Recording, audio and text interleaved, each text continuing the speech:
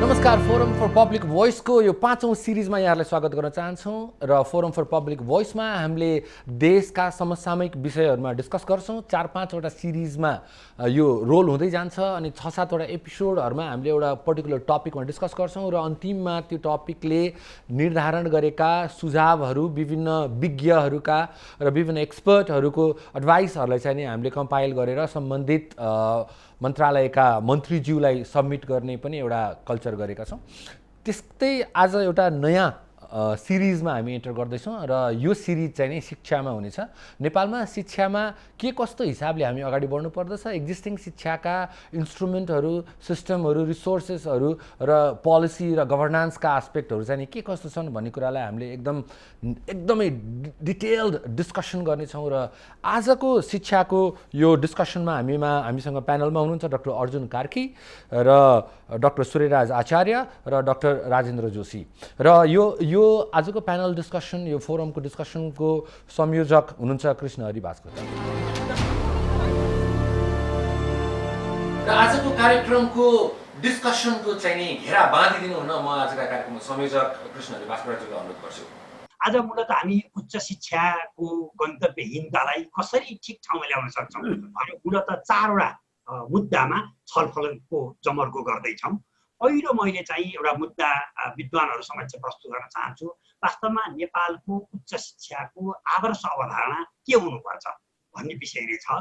नेपाल सरकारले सबैका लागि शिक्षा भन्ने नारा त दिएकै छ। वास्तवमा यो शिक्षा गुणस्तरीय हुनुपर्छ भनेर हामीले भन्दै आएका छौँ।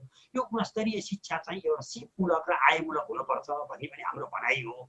र मुख्य कुरो शिक्षा चाहिँ जीवनोपयोगी भएन। एक प्रकारले कता कता उच्च शिक्षा प्राप्त गरिसकेपछि विद्यार्थीहरूले प्रमाणपत्र हातमा लिए। यो चाहिँ यस कारणले गर्दा शिक्षालयहरू कतै बेरोजगार उत्पादन गर्ने स्थल पो भयो कि भन्ने चर्चा पनि भइरहेको छ। मूलतः यो शिक्षामा गुणस्तरीयता आउन सक्नको लागि पाठ्यक्रम पनि ठिक भएन, शिक्षक सामग्री, त्यसका निमित्त चाहिने भौतिक सामग्रीहरूको उचित हुन सकेन कि भन्ने हामीसँग सधैँ नै चर्चा रहिरह्यो। र करिब 60 देखि 70 हजार विद्यार्थीहरू प्रत्येक वर्ष उच्च शिक्षाको निमित्त बाहिरिने क्रम अगाडि बढी नै रह्यो। यत्रो सेरोफेरोमा हामीले 11 वटा विश्वविद्यालय स्थापना गरे पनि के कति कारणले अझै पनि अपेक्षित गुणस्तरीय उच्च शिक्षा हामीले दिन सकेनौँ होला। यही विषयमा पहिलो मुद्दामा चर्चा गर्छौँ।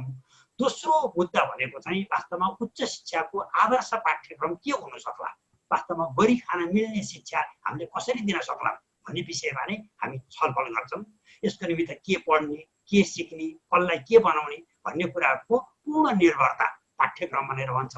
यस्तो पाठ्यक्रम नै जीवनोपयोगी भयो भने पढिसकेपछि मान्छे एउटा प्रोफेसरमा जान सक्छ। त्यसर्थ पाठ्यक्रमलाई व्यवस्थित बन्नको निमित्त के कस्ता प्रक्रिया आवश्यक पर्ला, त्यसलाई साथ दिने गरी क्याम्पसमा के कस्तो भौतिक पूर्वाधारहरू, विश्वविद्यालयमा के कस्ता चिज सामग्रीहरू चाहिएला र हाम्रा चाहिँ जिहेनदार विद्यार्थीलाई अझै काबिल बनाउन र प्राध्यापकहरूलाई पनि समय सापेक्ष विद्यार्थीलाई सही शिक्षा दिनको निमित्त के कस्ता इन्टरभेन्सनहरू आवश्यक पर्ला भन्ने विषय चाहिँ हामी दोस्रो एजेन्डाको रूपमा छलफल गर्छौँ। आजको हाम्रो तेस्रो मुद्दाको रूपमा हामीले उठाएका छौँ वास्तवमा उच्च शिक्षाको गुणस्तर सुधारको निमित्त हामीलाई के गर्न पर्छ र कतिवटा विश्वविद्यालय नेपालमा चाहिएला भन्ने विषय मूल चर्चामा छ। अहिले हामीसँग 11 वटा विश्वविद्यालय छ। हामीले छाता विश्वविद्यालय ऐन ल्याउने भनेको पनि धेरै भयो। अहिले हामीसँग बिस्तारै एक प्रकारले खुल्ला विश्वविद्यालय छ। हामी प्राद्योगिक विश्वविद्यालय खोल्नको निमित्त अगाडि सरिरहेका छौँ। यसपालि पनि अर्थमन्त्रीले बजेट वक्तव्यमा विभिन्न 3 किसिमका नयाँ विश्वविद्यालयहरू खोल्ने चर्चा अगाडि बढाउनु भएको छ। धेरै लामो समयदेखि चिकित्सा क्षेत्रको छुट्टै विश्वविद्यालय चाहिन्छ भन्ने पहल भएकै हो। लिबरल आर्ट्सको निमित्त छुट्टै विश्वविद्यालयको चर्चा अहिले निकै नै घनीभूत रूपमा अगाडि बढिरहेको छ। यस्तो अवस्थामा वास्तवमा हामीले गुणस्तरीय उच्च शिक्षाको निमित्त सरकारले रोड म्याप ल्याउनको निमित्त के कस्ता प्रक्रियाहरू पुरा गर्न पर्छ, त्यो रोड म्यापमा के कुरा समेटिनुपर्छ र कतिवटा विश्वविद्यालय नेपालमा ठिक्क हुन्छ। अहिले त प्रदेश सरकारले पनि प्रदेश स्तरीय विश्वविद्यालय स्थापना गर्न पाउने कानुनी व्यवस्था रहेको कुरामा हामी छलफल गर्छौँ। आजको मुद्दाको चौथो विषय भनेको एक प्रकारले उच्च शिक्षामा अहिलेको लागि के कस्तो सुधारको आवश्यकता छ, के दक्षिणी एसियामा नेपाललाई उच्च शिक्षाको हब बनाउन सकिन्छ भन्ने विषयमा हामी छलफल गर्छौँ। कतै हाम्रो विद्यार्थीहरूलाई इन्टर्नको आवश्यक परेको हो कि त, वास्तवमा मुलुकलाई के आवश्यकता परेको हो र विश्वविद्यालयले के शिक्षा दिइरहेका छन् भन्ने विषयमा हामीले कुनै ब्रिज इन गर्न नसकेको हो कि त। अहिले हामीले चाहिँ यस्तो कोभिड-19को असरको बेलामा विद्युतीय सञ्जालबाट शिक्षा दिन हामी पछि परिरहेका हौँ कि त। डिम युनिभर्सिटीको अवधारणामा हामी कुन ढङ्गले अगाडि बढ्यौँ? हामीले डिनसँग अथवा क्याम्पस प्रमुखसँग कार्य सम्पादन करार गर्न सक्यौँ कि सकेनौँ? अथवा कुनै पनि विश्वविद्यालयको उपकुलपति, शिक्षा अध्यक्ष र रजिस्ट्रारको नियुक्ति गर्दा कतै हामीसँग राजनैतिक भागभण्डा अथवा व्यक्तिको क्षमता भन्दा पनि बाहेकमा पो रह्यो कि त। अब समय परिस्थितिले कतै नेपालमा कुलपति नियुक्तिमा पनि विशेष किसिमले सोच्न पर्ने हो कि त। अर्थात् यस क्षेत्रमा हाम्रो सृजनशील विचार के हुन सक्ला? यी चारवटा एजेन्डामा अब आज हामी छलफल गर्दैछौँ। सनदजी, यही चारवटा विषयको आज निष्कर्ष निकाल्ने गरी छलफललाई अगाडि बढाउनेको निमित्त मैले आफ्ना मुद्दाहरू प्रस्तुत गरेको कुरा तपाईँलाई आग्रह गर्दछु। धन्यवाद। अब म आजको डिस्कसनलाई अलिकति फरक हिसाबबाट सुरु गर्न चाहन्छु। म डाक्टर अर्जुन कार्कीसँग उहाँले एउटा नेपाललाई छुट्टै खाले विश्वविद्यालय चाहिएको छ भनेर परिकल्पना गर्नुभएको थियो र त्यो परिकल्पना गर्ने आवश्यकता किन पर्यो भन्नेबाट म एउटा केस स्टडीबाट आजको डिस्कसन सुरु गर्न चाहन्छु। डाक्टर कार्की, हाम्रो यो क्षेत्रमा असाध्यै गहिरोसँग चाहिँ नि सोच गरिराख्नु भएको, यो क्षेत्रमा धेरै लामो समयदेखि चाहिँ यसको क्रियाकलापमा संलग्न हुनुभएको, यसको चिन्तन गरिराख्नु भएको हाम्रो आदरणीय व्यक्तित्वहरूसँग चाहिँ यो अन्तर्क्रियामा भाग लिन पाउँदाखेरि मलाई पनि असाध्यै खुसी लागेको छ। हामीले बुझ्नुपर्ने कुरा चाहिँ के भने आधुनिक शिक्षाको कुरा गरिरहेका छौँ। हाम्रो प्राचीन युगका अब वेदका कुराहरू, धार्मिक चाहिँ दर्शनका कुराहरू, ती कुराहरूमा ऋषिमुनिहरूले निकै महत्त्वपूर्ण योगदान दिएको कुरालाई हामीले सुन्ने गरेका छौँ। तपाईँले नेपालमा एउटा ड्रिम युनिभर्सिटीको परिकल्पना गरेर तपाईँ लगायत एउटा टिमले चाहिँ अगाडि बढ्नु भएको भन्ने हाम्रो ज्ञानमा छ। त्यो दिन किन आइपुग्यो? अब यसमा चारवटा कुरा होला मुख्य कुरा। एउटा कुरा चाहिँ नि हामीहरूको विगत 20-25 वर्षदेखि गुणस्तरीयताको दृष्टिकोणले करिब करिब क्रमिक रूपमा चाहिँ ह्रास हुँदै गएको खालको चाहिँ स्थिति यो हाम्रो समाजमा यो जानकारी चाहिँ व्याप्त रूपमा नै छ। दोस्रो कुरा चाहिँ नि अहिले कस्तो स्थिति आयो भनेदेखि जो मान्छेहरू अलिकति चाहिँ नि सक्षम छन्, जो मान्छेहरू अलिकति आर्थिक रूपले पनि सम्पन्न छन्, ती मान्छेहरूलाई चाहिँ नि नेपालमा अहिले नेपालको जे शिक्षा प्रणाली छ त्यो शिक्षा प्रणालीबाट चाहिँ नि हाम्रो छोराछोरी यहाँ गतिलो मान्छे बन्दैनन्। यिनीहरूले पछाडि चाहिँ जीवनमा जे खालको चाहिँ प्रतिस्पर्धात्मक विश्वमा उनीहरूले गरेर चाहिँ एउटा आफ्नो पेसा, आफ्नो चाहिँ भविष्य निर्माण गर्नुपर्ने हो, त्यो यहाँको शिक्षाले दिँदैन भनेर चाहिँ अघि नै बास्कोटा सरले भन्नुभयो 60-70 हजार 80 हजार, अब त्यो सङ्ख्यामा पुरा यकिन चाहिँ छैन। अब 1 लाख चान्चुनले नै यसपालि अब्जेक्सन नो अब्जेक्सन लेटर लिएको थियो भन्ने पनि हामीले सुनेका छौँ। त्यसकारण मुख्य कुरा चाहिँ के भने उल्लेख्य रूपमा चाहिँ हाम्रो युवा विद्यार्थीहरू बाहिर गइरहेका छन् र त्यसको साथसाथै चाहिँ आर्थिक रूपले पनि हाम्रो देशबाट चाहिँ यो सञ्चित भएको विदेशी मुद्रा पनि बाहिर गइरहेको छ। दोस्रो कुरा। अब तेस्रो कुरा चाहिँ अहिले हामीहरूको शिक्षामा चाहिँ के भयो भनेपछि यो एउटा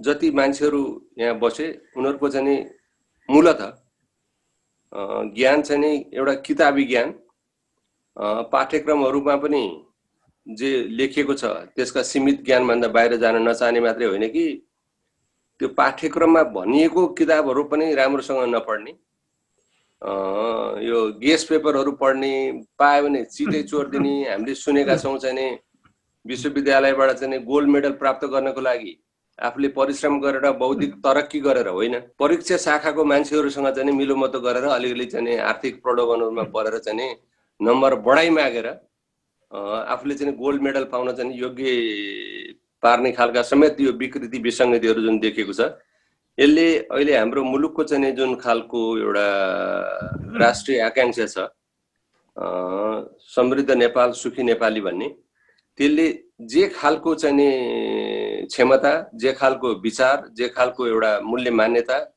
र जे खालको चाहिँ एउटा राष्ट्र निर्माणमा हामी नागरिकको हिसाबले हामीले जानेको कुराबाट यो मुलुकको चाहिँ भविष्यलाई उज्जवल पार्नको लागि हामी चाहिँ नि जुट्नुपर्छ भनेर जुन प्रतिबद्धता हुनुपर्ने हो त्यो यी पनि चार अहिले कुराले तपाईँलाई एउटा नेपालमा छुट्टै धारको युनिभर्सिटी चाहिन्छ, एउटा एजुकेसनको सेन्टर चाहिन्छ भन्ने कुरा चाहिँ नि फिल भयो होइन त? त्यो मलाई मात्रै होइन धेरैलाई भएको छ। डाक्टर राजेन्द्र, के यी चार कारण चाहिँ नि यथेष्ट छन्? कुनै पनि अहिले हामी चाहिँ नि अब ट्रान्सफर्म हुनुपर्छ, हामी एउटा छुट्टै ट्राजेक्टरी लिएर जानुपर्छ भन्ने कुरालाई यी चार कारणहरू यथेष्ट छन् कि छैनन्? मैले मेरो हिसाबले हाम्रो डाक्टर कार्कीले भन्नुभएको नयाँ किसिमको विश्वविद्यालय किन आवश्यक पर्यो म भन्न सक्दछु। अब मान्छे मानव जातिको निम्ति इच्छा आकाङ्क्षाहरू हुन्छन्। एउटा भौतिक इच्छा आकाङ्क्षा, अर्को चाहिँ स्पिरिचुअल इच्छा आकाङ्क्षा। अब भौतिक इच्छा आकाङ्क्षाको त सीमा नै देखिएन, धेरै चिज हामीलाई पुगिएको छैन। अब अमेरिका जापानको वेलबिङ हेर्ने पनि पुगेको छैन। स्पिरिचुअली पनि हामी धेरै तल नभए पनि स्पिरिचुअली पनि सबैलाई सबै चिज पुगेको छैन। त्यसले गर्दाखेरि यस्तो विश्वविद्यालय हामीलाई चाहियो कि जसले त्यो मानवीय आवश्यकताहरूलाई राम्रोसँग परिपूर्ति गर्न सकोस्। र मानवीय आवश्यकता परिपूर्ति गर्नलाई त एक्लो मान्छेले सक्दो रहन्छ, एउटा परिवारले सक्दो रहन्छ, एउटा टोलले सक्दो रहन्छ। त्यसैले समाज बन्यो, देश बन्यो। त्यसकारण यो भौतिक आकाङ्क्षा, स्पिरिचुअल आकाङ्क्षाहरू पुरा गर्नलाई समाजमा बस्नुपर्ने रहेछ, देशमा बस्नुपर्ने, मिलेर बस्नुपर्ने रहेछ। त्यो हाम्रो सबभन्दा ठुलो चाहिँ नपुगेको कुरो हो। हाम्रो युनिभर्सिटीहरूले त्यस्ता मान्छेहरू निकाले भए नेताहरू पनि झगडा गर्ने थिएनन्, एउटा बाटो लाग्न सकिन्थ्यो देश। हाम्रो देशले बाटो पक्रिसकेकै छैन कसरी अगाडि बढ्ने भनेपछि त्यो एउटा पूर्ति भएन पक्का। दोस्रो राजेन्द्र, मैले प्रश्नको अझै पनि उत्तर पाइनँ कि नेपालको शिक्षा संयन्त्र ध्वस्त भइसकेर यो नयाँ धारमा जानुपर्ने आवश्यक नै देखिएको हो कि होइन? होइन, शिक्षा ध्वस्त भन्दाखेरि योभन्दा राम्रो हुनु पर्यो। ध्वस्त भयो भन्दाखेरि छँदै नभएको त भन्न मिल्दैन। यसैमा देश अडेको छ। अझै पनि मेरो प्रश्न डाक्टर राजेन्द्र, हामी आज यो डिस्कस गर्न जरुरी छ कि छैन? छ, अत्यन्त जरुरी छ। किनभने चाहिँ यो फाउन्डेसनमा हाम्रो देश विकास हुन सक्दैन। ओके, मलाई अलिकति एक्सप्लेन गर्नु दिनुहोस्। धन्यवाद। म फेरि आउँछु। कोट अनकोट यो फाउन्डेसनमा यो देश बन्न सक्दैन भन्ने कुरालाई चाहिँ नि ब्याकग्राउन्डमा राखेर म अब डाक्टर सूर्यराज भेट्टाउन जान्छु। डाक्टर सूर्यराज, तपाईँ आफै पनि पोलिटिक्समा लाग्नुभयो अनि तपाईँ आफै एकाडेमिसियन पनि हुनुहुन्छ होइन? अनि यो पोलिटिक्स र एकाडेमिया सँगै जानुहुन्छ कि हुँदैन? सँगै जाने र नजाने भन्दा म पहिला के भन्छु भने हाम्रो जुन राजनीतिक समस्या अघि डाक्टर अर्जुन कार्कीले पनि भन्नुभयो, राधाकान्त जोशीले पनि जुन भन्नुभयो, उहाँले अलि अब तपाईँको प्रश्नको सिधै जवाब पाइन भन्नुभयो। म अलिकति भोलिन्टियर गर्छु। तपाईँले सुन्नुभएको प्रश्नको उत्तर ठाडो किसिमका दिने हो भने हामी कहाँ अहिले उच्च शिक्षा नै छैन भन्छु, त्यो हामीले लाज मान्नै हुँदैन यति भन्नलाई। अब उहाँहरू दुवै मूर्धन्य व्यक्तित्व हुनुहुन्छ, उहाँलाई भन्न अप्ठ्यारो पनि लाग्यो होला। अहिलेको हाम्रो उच्च शिक्षा मरेको छ र तपाईँले राजनीति र उच्च शिक्षा भन्नुभयो भने के हो भने मेरो अनुभवकोमा हाम्रा जति राजनीतिका समस्या भन्नुहोस्, सामाजिक समस्या भन्नुहोस्, विकासका समस्या भन्नुहोस्, राज्य संयन्त्रका समस्या भन्नुहोस्, सबै म के भन्छु भने त्यहाँ नलेज डेफिसिट छ। हामी राजनीतिक नेताहरूलाई धेरै आलोचना गर्छौँ। म अलिकति स्टेप ब्याक भएर भन्यो भने के भन्छु भने राजनीतिक नेताहरूले आफ्नो स्वार्थ के हो भनेर समेत परिभाषित गर्न सक्नु भएको छैन। र किन भएको छ त भन्दा उहाँहरूको आफ्नै एउटा स्कुलिङ, उहाँहरूको वरिपरि भएका मान्छेहरूको स्कुलिङ, हाम्रो ब्युरोक्रेसीको एउटा सोच, यो सबै कुराहरू कहाँ गएर जोडिन्छ भने उच्च शिक्षामा गएर जोडिन्छ। उच्च शिक्षा भनेको हामीले कसरी बुझौँ भने त्यो सर्टिफिकेट लिएर जागिर खाने कुरा मात्रै होइन, त्यसले समाजलाई निर्देशन गर्ने। हामी विश्वविद्यालय स्कुलद्वारा विश्वविद्यालयको फरक के हो भने डाक्टर आचार्य मलाई अलिकति के माफ गर्नुहोस् भने आज हामी ती कुरा नगरौँ जुन कुरा तपाईँले पहिले गरिसक्नु भएको छ। किनभने हामीले धेरैजनाबाट के सुनिरहेछौँ भने यो भयो यी सबै कण्ठ छन् के, कण्ठग्रस्त छन् र तपाईँले के भन्नुहुन्छ भन्ने कुरा मैले अझ पनि प्रेडिक्ट गर्न सक्छु। त्यही भएर अनप्रेडिक्टेबल कुराहरू चाहिँ नि आज डिस्कस गरौँ, किनभनेदेखि आजको यो फोरमबाट चाहिँ नि हामीले क्यान्डिड केही कन्क्लुजनहरू चाहिँ नि हाम्रो आजको संयोजकले लैजान सक्नुहोस्। त्यही भएर उहाँहरू दुईजनालाई बोल्न अप्ठ्यारो लाग्यो होला भनेर यहाँले भन्नुभयो, त्यो अजम्सन चाहिँ किन लिनुभयो? किन अप्ठ्यारो लाग्छ हाम्रो नेपालको? किन अप्ठ्यारो लाग्यो मैले किन भन्न खोजेको भने नि हेर्नुहोस्, हामी अक्सर के गर्छौँ भने समस्याको हामी चाहिँ नि सतहबाट मात्रै समस्या समाधान खोज्यौँ भने हामी सक्दैनौँ। र यो विषय मैले किन अप्ठ्यारो भनेको भने म भन्छु तपाईँलाई यो अहिले यो शिक्षामा लगानी भएन भन्नुहुन्छ। म सार्वजनिक नीतिको विद्यार्थी पनि हुँ। It's a West of tax pairs money. तपाईँ हामी केमा जाँदैनौँ भने अघि डाक्टर कार्कीले भन्नुभयो एउटा थेसिस किनेर बुझाउने त्यो विश्वविद्यालय पहिला बन्द गर्नुहोस्, बरु जिरोमा गरौँ। 5 वर्ष हाम्रो विश्वविद्यालय बन्द गरेर केही पनि देश अड्किँदैन, जिरोबाट सुरु गरौँ। एकातिर हामी ट्याक्स पेयर्सको प्रेसियस रिसोर्सेस चाहिँ नि त्यस्ता संस्थामा खर्च गरिरहेको छौँ, अर्कोतिर अहिले जे जति छ, म तपाईँलाई यति भन्न केही पनि अप्ठ्यारो छैन भने उच्च शिक्षामा हाम्रा विद्यार्थी जति उत्पादन भएका छन्, हाम्रो उच्च शिक्षा प्रणालीले, हाम्रा क्लासका पढाइले, हाम्रा रिसर्चकोले अलमोस्ट शून्य भ्यालु एडिङ छ। विद्यार्थी केही मेधावी विद्यार्थीहरूको आफ्नो प्रयासबाट, तपाईँले अघि चाहिँ खुला विश्वविद्यालय भन्नुभयो नि, यहाँ क्याम्पसमा गएर गर्नु र प्राइभेट घरमा बसेर सो अध्ययनबाट विद्यार्थी दिनुमा केही पनि फरक पर्दैन। त्यस कारणले मैले तपाईँको कार्यक्रममा मैले के मात्र भन्नु खोजेको भने नि, यो छलफलमा फेरि हामी सतै कुरामा उ गरेर नगरौँ। पहिला के स्वीकार गरौँ भने उच्च शिक्षाको नाउँमा, नयाँ विश्वविद्यालयका नाउँमा प्रोभिन्सियलले हामी जति खर्च गरेका छौँ, हामीले बालुवामा पानी हालेका छौँ। अब हामी त्यो कुरा कहाँबाट आउनु पर्यो भने त्यो प्राज्ञिक तहबाटै त्यो हामीले स्वीकार गर्नु पर्यो। हामीले रोग स्वीकार गरेनौँ भने त रोगको निदान त हुँदैन। मैले त्यो अर्थमा यहाँले भन्न खोजेँ हुँ। र यहाँको प्रश्नको जुन राजनीति र प्राज्ञिक भन्नुभयो, प्राज्ञिक र राजनीति मिसाउँदैमा बर्बाद हुने भन्ने कुरा होइन। ऋषिले सत्ता चलाउनुहुन्छ हुँदैन, ऋषिले सत्ता यो यस्तो हेर्नु महत्त्वपूर्ण कुरो हुँदैन। ऋषि भनेको के हो भने, ऋषि र राजा भनेको हामीले पुराणमा हेरौँ भने फरक कुरा हो। त्यो कुरा मिसियो भने राजाको अथवा राजनीतिज्ञको छुट्टै के भन्छ भूमिका छ। त्यो राजनीतिज्ञलाई पनि ज्ञान चाहिँ चाहिन्छ है। राजनीतिक ज्ञान भनेको र ऋषिको एउटा चाहिने विद्वता र एकाडेमिक ज्ञान भनेको ती फरक कुरा हो। एउटा प्रोफेसर प्रधानमन्त्री भयो भने प्रोफेसरको डिग्री लिएर, ठुल्ठुला डिग्री लिएर प्रधानमन्त्री चाहिँ हुन्छ, तर प्रधानमन्त्रीको कुर्सीमा बसेपछि विश्वविद्यालयको प्रोफेसरकै जस्तो व्यवहार गरेर फेरि चल्दैन, राजकाज चल्दैन। ऊ रियल पोलिटिसियन नै हुनुपर्छ। त्यसैले नेपालको उच्च शिक्षा करिब मृत छ र एकाडेमिक स्कलरहरूले चाहिँ नि राजनीतिमा चासो देखाउनु एबनर्मल कुरा होइन। यो दुईटा होइन, त्यो त बिल्कुल होइन। तर यहाँ के भयो भने एकाडेमिक छँदै छैन। अहिले क्याम्पसमा भएको राजनीतिलाई राजनीति भन्दैन। ऊ अमेरिकामा हेर्नुहोस्, अमेरिकाको ठुला विश्वविद्यालयमा हेर्नुहोस्, त्यहाँ प्राध्यापकहरू एकदम रिपब्लिकन र डेमोक्रेटिक भनेर मजासँग विभाजित छन्। तर उहाँहरू रिपब्लिकन डेमोक्रेटिक भएर बोल्नु पर्दाखेरि पनि उहाँहरूले प्राज्ञिक निष्ठा, विज्ञान, सिद्धान्त, तर्क, लजिक, ऱ्यासनालिटी छोड्नुहुन्न उहाँहरू। त्यसैले अमेरिकाको सभ्य समाजमा हेर्नुभयो भने त्यो दलसँग आबद्ध हुँदैमा बर्बाद हुने भन्ने होइन। एकाडेमिक निष्ठा र एकाडेमिक कुनै पनि क्वालिटी र त्यो आत्मविश्वास नभइकन नेताहरूको चाहिँ पार्टीको चाहिँ संरक्षणबाट मात्रै क्याम्पसको जागिर चाहिँ धान्छु, डिन हुनको लागि त्यसको लागि जान्छु, भाइस चान्सलर हुन जान्छु भन्दा बिग्रेको त्यहाँबाट हो। अब म आजको हाम्रो यो कार्यक्रमका संयोजक कृष्णहरि बास्कोटाज्यू जो आफै पनि पूर्व अर्थ सचिव हुनुहुन्थ्यो, यो सचिवहरूलाई विश्वविद्यालयमा सिट ओगटेर बस्न किन रहर लाग्छ सचिवज्यू, पूर्व सचिवज्यू? वास्तवमा यस्तो हो, शिक्षा क्षेत्रमा चाहिँ एउटा हामीले गर्न नसकेको चिज नै तपाईँले प्रश्न सोधेको चिज हो। हामीले चाहिँ नि सचिवहरूलाई विश्वविद्यालयमा पठाउने, विश्वविद्यालयका प्रोफेसरहरूलाई चाहिँ सचिवको कुर्सीमा ल्याउने, त्यो रोल मोडल चाहिँ हामीले चेन्ज गर्न सकेनौँ। भूमिका परिवर्तन गर्न नसक्दा एक अर्काको बिचमा असमञ्जस्य भयो। थोरै मलाई के लाग्छ भने शिक्षा क्षेत्रमा हाम्रो लगानी चाहिँ नपुगेर पनि अपेक्षित परिणाम हामीले ल्याउन नसकेको हो।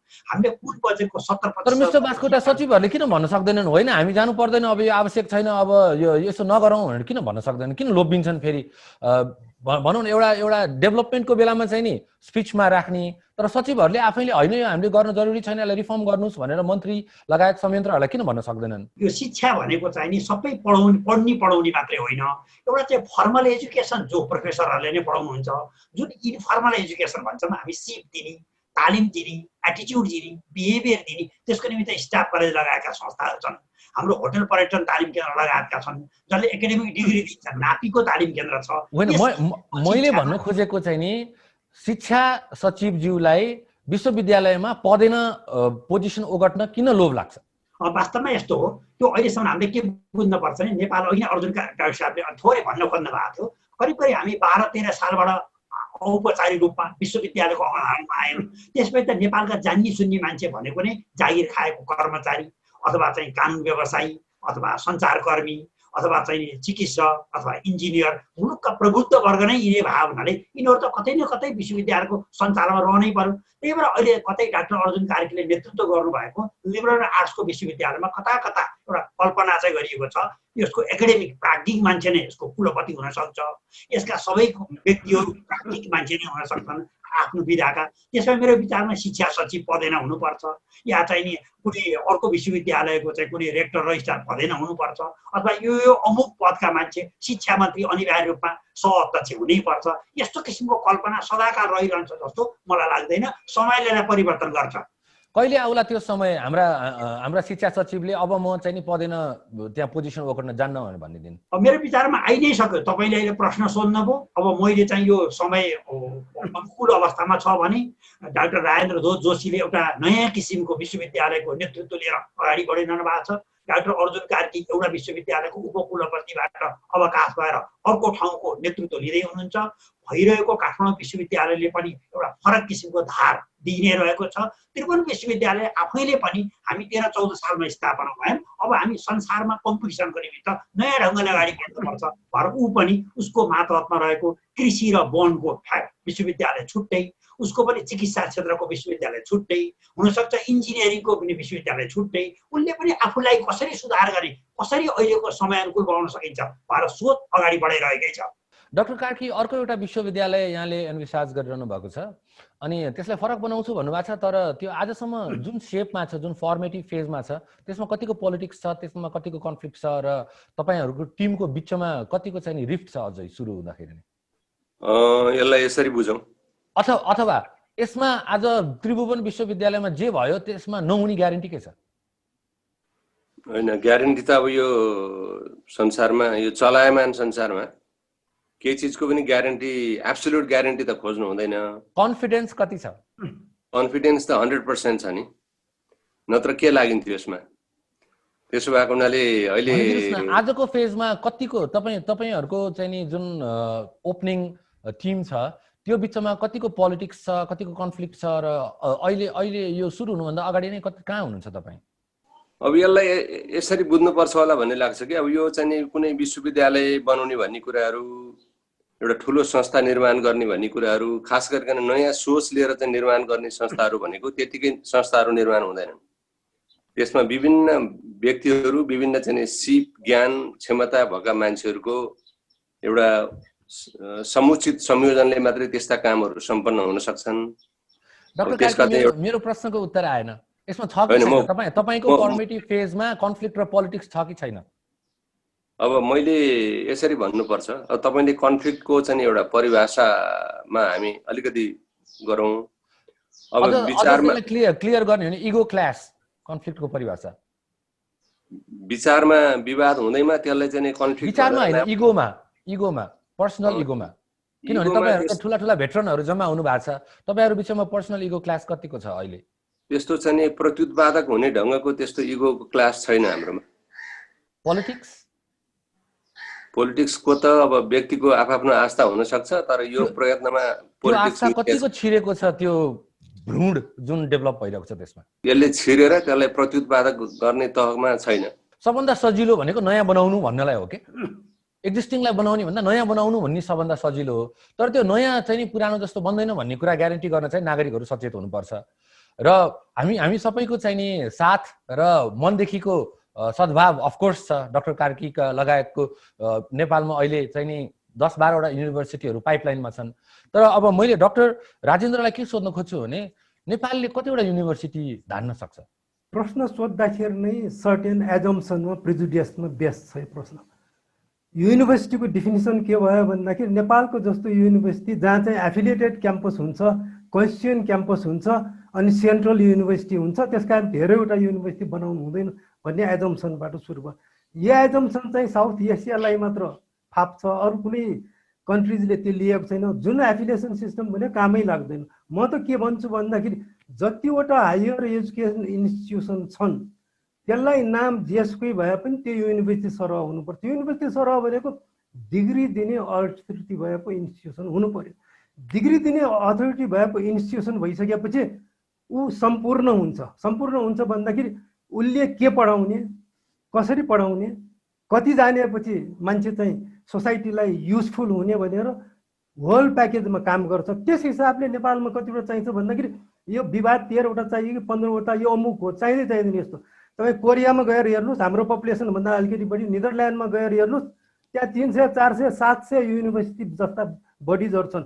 त्यो इन्स्टिट्युट नभनिएला, युनिभर्सिटी नभनिएला, इन्स्टिट्युट भनिएला, कलेज भनिएला, सबैले एकाडेमिक डिग्री दिन सक्छ।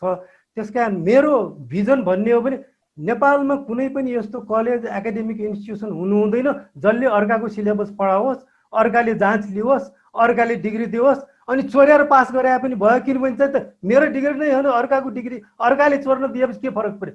त्यस कारण कतिवटा दिनु पर्यो इम्पोर्टेन्ट होइन, जतिवटा छ त्यो राम्रो हुनु पर्यो। त्यस कारण मैले भन्ने हो भने यो कल्पना एफिलिएसन सिस्टमलाई फालिदिनु पर्यो। हरेक इन्स्टिट्युसनले आफ्नो डिग्री दिनु पर्यो। कतिवटा 300, 400, 600, 700 यतिवटा भनेर लिमिट नराखौँ, जतिवटा चाहिन्छ त्यति बन्दै जान्छ। डाक्टर राजेन्द्रले मेरो प्रश्नमा प्रिजुडिस भेट्नुभयो होला, तर म चाहिँ अलिकति प्र्याक्टिकल हिसाबले आज डिस्कसन गरिरहेको भएर, किनभने मैले भने नि आजको प्रोग्रामबाट हामीलाई कुनै निचोडमा पुग्नु छ। अब के गर्नुपर्छ त? नेपालमा अहिले हामीसँग चाहिँ जुन एक्स नम्बर अफ युनिभर्सिटिजहरू छन् तिनीहरू डिफङ्क्ट भएको छन् भन्ने करिब कन्क्लुजनमा हामी आएको छौँ भनेदेखि अब तिनीहरूलाई के गर्नुपर्छ? तिनीहरूलाई क्लोज गरेर नयाँ इन्स्टिट्युसनहरू गर्नुपर्छ, तिनीहरूलाई रिफर्म गर्नुपर्छ, अथवा तिनीहरूको डेफिनेसन चेन्ज गर्नुपर्छ, अथवा के गर्नुपर्छ? What should be the next immediate action to be taken on this regard? अब मैले यसमा त किताबै लेखिसकेको छु, म तपाईँलाई पनि पठाइदिउँला। तर समष्टि रूपमा प्र्याक्टिकल कुरा गरौँ। अब सबै युनिभर्सिटीलाई बन्द गरेर त्यो सोल्युसन भएन, बनाउनै पर्यो। ती युनिभर्सिटीहरूलाई पनि रिफर्म गर्नु पर्यो। रिफर्मको एजेन्डा के हो म अहिले टाइम भयो भने त्यो प्रष्ट रूपमा बनाउँला। त्यसबाहेक नयाँ पनि बनाउनु पर्छ, पुरानोलाई बनाउन सायद हामीसँग टाइम छ, खालि तपाईँले प्रिसाइजली भनिदिनु भयो भनेदेखि हुन्छ, म प्रिसाइजली सुनेर बुझ्नेलाई सजिलो हुन्थ्यो। तपाईँको बुक पक्कै पढौँला, तर तपाईँको बुकमा भएको चिजलाई अलिकति सर्टकटमा भनिदिनुहोस् न हाम्रो सबै दर्शकहरू। अब अहिले यहाँले सोध्नु भयो अहिले भएका युनिभर्सिटीलाई के गर्ने भन्नेमा कन्स्टिट्युएन्ट क्याम्पस हटाइदिनु पर्यो, सबैलाई अटोनोमस गरिदिनु पर्यो र that has to lead to university as such. पछि सबभन्दा पहिलो क्याम्पसलाई अटोनोमस गर्नु पर्यो हो। Every campus has to be autonomous. That has to become university within 5 years. अब त्यसरी 100 वर्षसम्म त्रिचन्द्र क्याम्पसलाई के गरेर राख्यौँ हामीले? उसलाई छुट्याइदिए भए त्यो युनिभर्सिटी जमानामा बनिसक्यो, अब काम नलाग्ने क्याम्पस भयो। ओके डाक्टर साहब, we want to listen a lot from you, त्यही भएर म पोइन्ट वाइज जान्छु। एभ्री क्याम्पसेसहरूलाई हामीले अटोनोमस बनाउन सक्नु पर्यो, डिग्री अवार्डिङ मेकानिजममा जानु पर्यो, त्यो क्लासिक युनिभर्सिटी मोडल भन्दा हामी पर जानु पर्यो। नम्बर 1। नम्बर 2 के गर्नु पर्यो?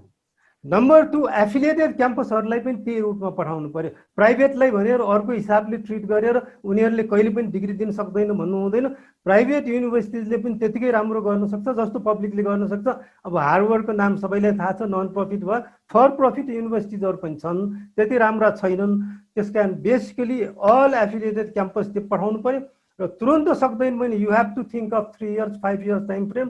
विदिन 5 इयर्स सबै युनिभर्सिटिजहरूलाई अटोनोमस गरेर डिग्री अवार्डिङ इन्स्टिट्युसन गर्नु पर्यो। Okay, that's number 2। नम्बर 3 के गर्नु पर्यो? नम्बर 3 जुन चाहिँ सेन्ट्रल करिकुलम, अब सेन्ट्रल करिकुलम यसबाट हट्यो, तपाईँहरूले बुझ्नु पर्यो। सेन्ट्रल करिकुलम भन्ने हुँदैन, आफ्नो आफ्नो करिकुलम हुन्छ। अनि सेन्ट्रल रिक्रुटमेन्ट अफ टिचर्स भनेको वाहियात हो। त्यो टिचरलाई सेन्ट्रल रिक्रुटमेन्ट गर्नु हुँदैन। युनिफर्मिटीको हिसाबले अहिले के कुरा गर्दैछन् भन्दाखेरि केन्द्रीय सेवा आयोग बनाउने भनेर भन्दैछन्। भर्चुअली हामीले हायर एजुकेसनलाई चाहिँ स्कुल एजुकेसनको रूपमा कल्पना गरिरहेको छु। मैले त यो युनिभर्सिटी भनेको अहिले हायर एजुकेसन एक्जामिनेसन बोर्डको रूपमा परिकल्पना गरिँदैछ। त्यसले गर्दाखेरि अटोनोमी गएर युनिभर्सिटीभित्र डिपार्टमेन्टल लेभलमा अटोनोमी जानुपर्छ। Sure, thank you. त्यसले गर्दाखेरि रिक्रुटमेन्टहरू त्यो लेभलमा हुनु पर्यो। रिक्रुटमेन्ट सेन्ट्रल लेभलमा हुनु भएन, रिक्रुटमेन्ट डिपार्टमेन्टलमा लिनु पर्यो। Most of the authorities academic इन्स्टिट्युसनमा डिपार्टमेन्टलमा हुनु पर्यो। केही चिजमा सामञ्जस्यता चाहिने हुनाले हायर लेभलमा स्ट्यान्डर्डहरू फिक्स होला। मलाई लाग्छ यो 3टा कुरा गरिदिएर अर्को गर्नुपर्ने भनेको अब यो माथिल्लो लेभलमा जान्छ, गभर्नेन्स फ्रेमवर्कमा। डाक्टर राजेन्द्र, तपाईँ अहिले एक्जिस्टिङ जुन पोजिसनमा हुनुहुन्छ, तपाईँले आफ्नो संस्थालाई कतिको अटोनोमी, आफ्नो संस्थामा कतिको अटोनोमी भेट्नु भएको छ? अहिले 100% अटोनोमी छ भनौँ न। विथिन द तपाईँको अपोइन्टमेन्टमा कुनै पोलिटिक्स इन्भल्भ थियो कि थिएन? अब त्यो एपोइन्टमेन्ट गर्नेले जानुहोस् होइन, मैले भन्ने कुरो भएन। मैले मागेर मलाई तपाईँ आफै भनिदिनुहोस् न, मेरो अपोइन्टमेन्टमा कुनै पनि पोलिटिकल चलखेल थिएन भनेर डिक्लेयर। मलाई लाग्दैन को आकाङ्क्षी थियो भने थाहा छैन, गर्नु भने गरियो। र यो गर्दाखेरि मैले 5 वर्षदेखि वर्ल्ड क्लास युनिभर्सिटी बनाउनु पर्यो भने अर्जुन कार्की डाक्टर साहबले पनि थाहा छ 2015 मा सुरु गरेको त्यही प्लेटफर्मलाई सरकारले ठिक छ भनेर बन्नुस् भनेर बन्यो। डाक्टर सूर्यराज, यो एक्जिस्टिङ जुन डाक्टर राजेन्द्रले लिड गरिरहनु भएको एकाडेमी छ, हामीले खोजेको ड्रिम एकाडेमी त्यस्तै हो? जुन खास गरी यो दुवै यहाँले भन्नुभयो डाक्टर अर्जुन कार्की र डाक्टर राजेन्द्र जोशीको जुन इनिसिएटिभ छ, म जानकारी राख्छु पहिलेदेखि। यो दुईटै इनिसिएटिभहरू अत्यन्तै महत्त्वपूर्ण इनिसिएटिभ हुन्। अहिले हामीले जुन अब अघि प्रोफेसर जोशीले जुन कुरा गर्नुभयो धेरै कुरामा म उहाँसँग सहमत छु। यो सुधार गर्न सकिन्छ भन्ने थोरै मेरो असहमति के हो भने यो सुधार गर्ने होइन, लगभग म अहिले नम्बरमा भन्न सक्दिनँ 50% क्याम्पस जति बन्द गर्नुपर्छ। म जस्तो उहाँले भनेको कुरामा भन्छु, अहिले कतिपय क्याम्पसमा हुने टिचरहरू, यसलाई अलिकति चर्को सुन्नेला, यहाँहरूले क्षमा गरिदिनु होला मलाई, 90% त्रिभुवन विश्वविद्यालयका प्राध्यापकहरूले जे विषय पढाउनुहुन्छ त्यही विषय तेस्रो प्राध्यापकले विद्यार्थीसँगै बसेर जाँच लियो भने उहाँहरू फेल हुनुहुन्छ, केही विद्यार्थी पास होलान्, त्यो अवस्था छ। त्यसैले अब जनतालाई नडाँट्नु के, अघि मैले यो बालुवामा पानी भनेको द्याट्स अ फ्याक्ट र 50% नम्बर कति आउला त्यसलाई अघि डाक्टर जोशीले भन्नुभएको जस्तो हामीले आङ्गिक क्याम्पसहरूलाई त्यसलाई युनिभर्सिटी बनाउने अझ बर्बाद हुन्छ। किनभने हामीलाई थाहा भएको कुरो भयो, त्यहाँको फ्याकल्टी रिक्रुटमेन्ट अति जोशीजीले भन्नुभयो कसरी भएको छन्। पहिला अनसन बस्ने, अनसन बसेर नेताहरूको हातबाट जुस खाएर अनि त्यहाँनिर तपाईँको पर्मानेन्ट भएको फ्याकल्टीहरू छन्, त्यो जेनेरेसनको छन्। उहाँले नै एडमिट के गर्नु भएको छ भने उहाँलाई त फुल अटोनोमी त छ अरे त। होइन, त्यही त मैले भनेको अटोनोमी कहाँ दिने भने कतिखेर हुन्थ्यो भने ती केही, त्यसै भएर मैले 50% भने नि केही क्याम्पसहरूमा अहिले साँच्चैकै क्वालिटी भन्नुहुन्छ भने त आङ्गिक क्याम्पसमा भन्दा प्राइभेट निजी क्याम्पसहरूमा हाम्रा प्राध्यापकहरू उहाँहरूले जे भए पनि अहिले नयाँ पुस्ता आएको बरु त्यसमा राम्रो छ। सरकारी आङ्गिक क्याम्पसमा जुन प्रोफेसर जोशीले भन्नुभयो, मेरो असहमति के हो भने उहाँहरूलाई अहिले फुल अटोनोमी दिनु भने त झन् बर्बाद हुन्छ। किनभने त्यो इनर्सिया नै गलत छ त्यहाँको, मैले सबैलाई भनिनँ, त्यहाँ अपवाद छन्। त्यसैले अब यो पहिलो कुरा तपाईँ यो सुधार गर्ने यो भन्नेको त्यसको आफ्नै सीमा छ। त्यो अर्थमा अहिले प्रोफेसर जोशी र डाक्टर कार्कीले जुन दुईटा पहल गर्नुभएको छ, म नागरिकको हिसाबले भन्छु यी दुईटै पहलहरू हाम्रो उच्च शिक्षालाई एउटा नयाँ उचाइमा लाग्ने। अब हुन त ती दुईटा सानो युनिभर्सिटी क्याम्पस वाटेभर भन्नु दुईटा सुरु पनि भएको छैन, तर म एउटा के सम्भावना देख्छु भने अहिले भएकै हाम्रो उच्च शिक्षाको जुन समस्या हो त्यसलाई समाधान गर्नको लागि पनि त्यो दुईटै इन्स्टिट्युसनले एउटा अम्ब्रेला, एउटा सबभन्दा माथि बसेर नमुना भन्छौँ नि हामी, कस्तो हुनुपर्छ त उच्च शिक्षाको प्राध्यापक कस्तो हुनुपर्ने, अघि तपाईँले कुरा गर्नुभयो जस्तो त्यो एकाडेमिक के आउँछ भने जस्तो 3वटा जस्तो रिक्रुटमेन्टको प्रोफेसर जोशीले जुन भन्नु आयो विद्या नयाँ प्राध्यापक लिने भनेको त्यही डिपार्टमेन्टलाई दिनुपर्छ। तर त्यसको पूर्व शर्त के हो भने तपाईँले त्यो फ्याकल्टीमा 3 जना प्राध्यापक भन्नुहोस्, क्याम्पस चिफ वडिगर 3 जना प्राध्यापकहरू साँच्चीकै प्राध्यापक जस्तो हुनुहुन्छ। उहाँहरू प्राध्यापक हुनलाई शोधपत्र छ, अन्तर्राष्ट्रिय उहाँहरूको एउटा चाहिने प्राज्ञिक चाहिने उहाँहरूको निष्ठा छ। त्यो भयो भने 3 जना प्राध्यापकले नयाँ लेक्चरर भर्ना गर्नु खोज्नुभयो भने उहाँहरूले भाइ भतिजा पार्टी यताउति भन्ने त्यो सोच्दै सोच्नुहुन्न। उहाँहरूले के सोच्नुहुन्छ, उहाँको प्राज्ञिक धर्मले त्यो चौथो व्यक्तिलाई ल्याउँ भने त्यो हाम्रो पनि स्वार्थ छ है। यो डिपार्टमेन्टको चाहिँ त्यो अहिलेसम्म हामीले कायम गरेको चाहिने प्राज्ञिक क्षमता रहन्छ रहँदैन भनेर सोच्ने हुनुभयो भने प्रोफेसर जोशीले भन्नुभएको सिस्टमले काम गरिहाल्छ। तर अहिले त के छ, अब यसलाई फेरि यो चर्को होला, अहिले त 3 जना प्राध्यापकहरू सबै अनसन बसेर राजनीतिक पार्टीको भातृ सङ्गठनको चाहिँ कार्ड देखाएर अनि चाहिँ नेताको हातबाट जुस खाएर बन्नु भएको प्राध्यापकहरू हुनुहुन्छ। अब उहाँहरू त्यहाँ 3 जना छोड्नुभयो भने म चाहिँ एज अ ट्याक्स पेयरको नागरिक होइन, तर डाक्टर जोशीलाई फुल अटोनोमी दिएको छ उहाँले एडमिट गर्नुभयो अनुसार।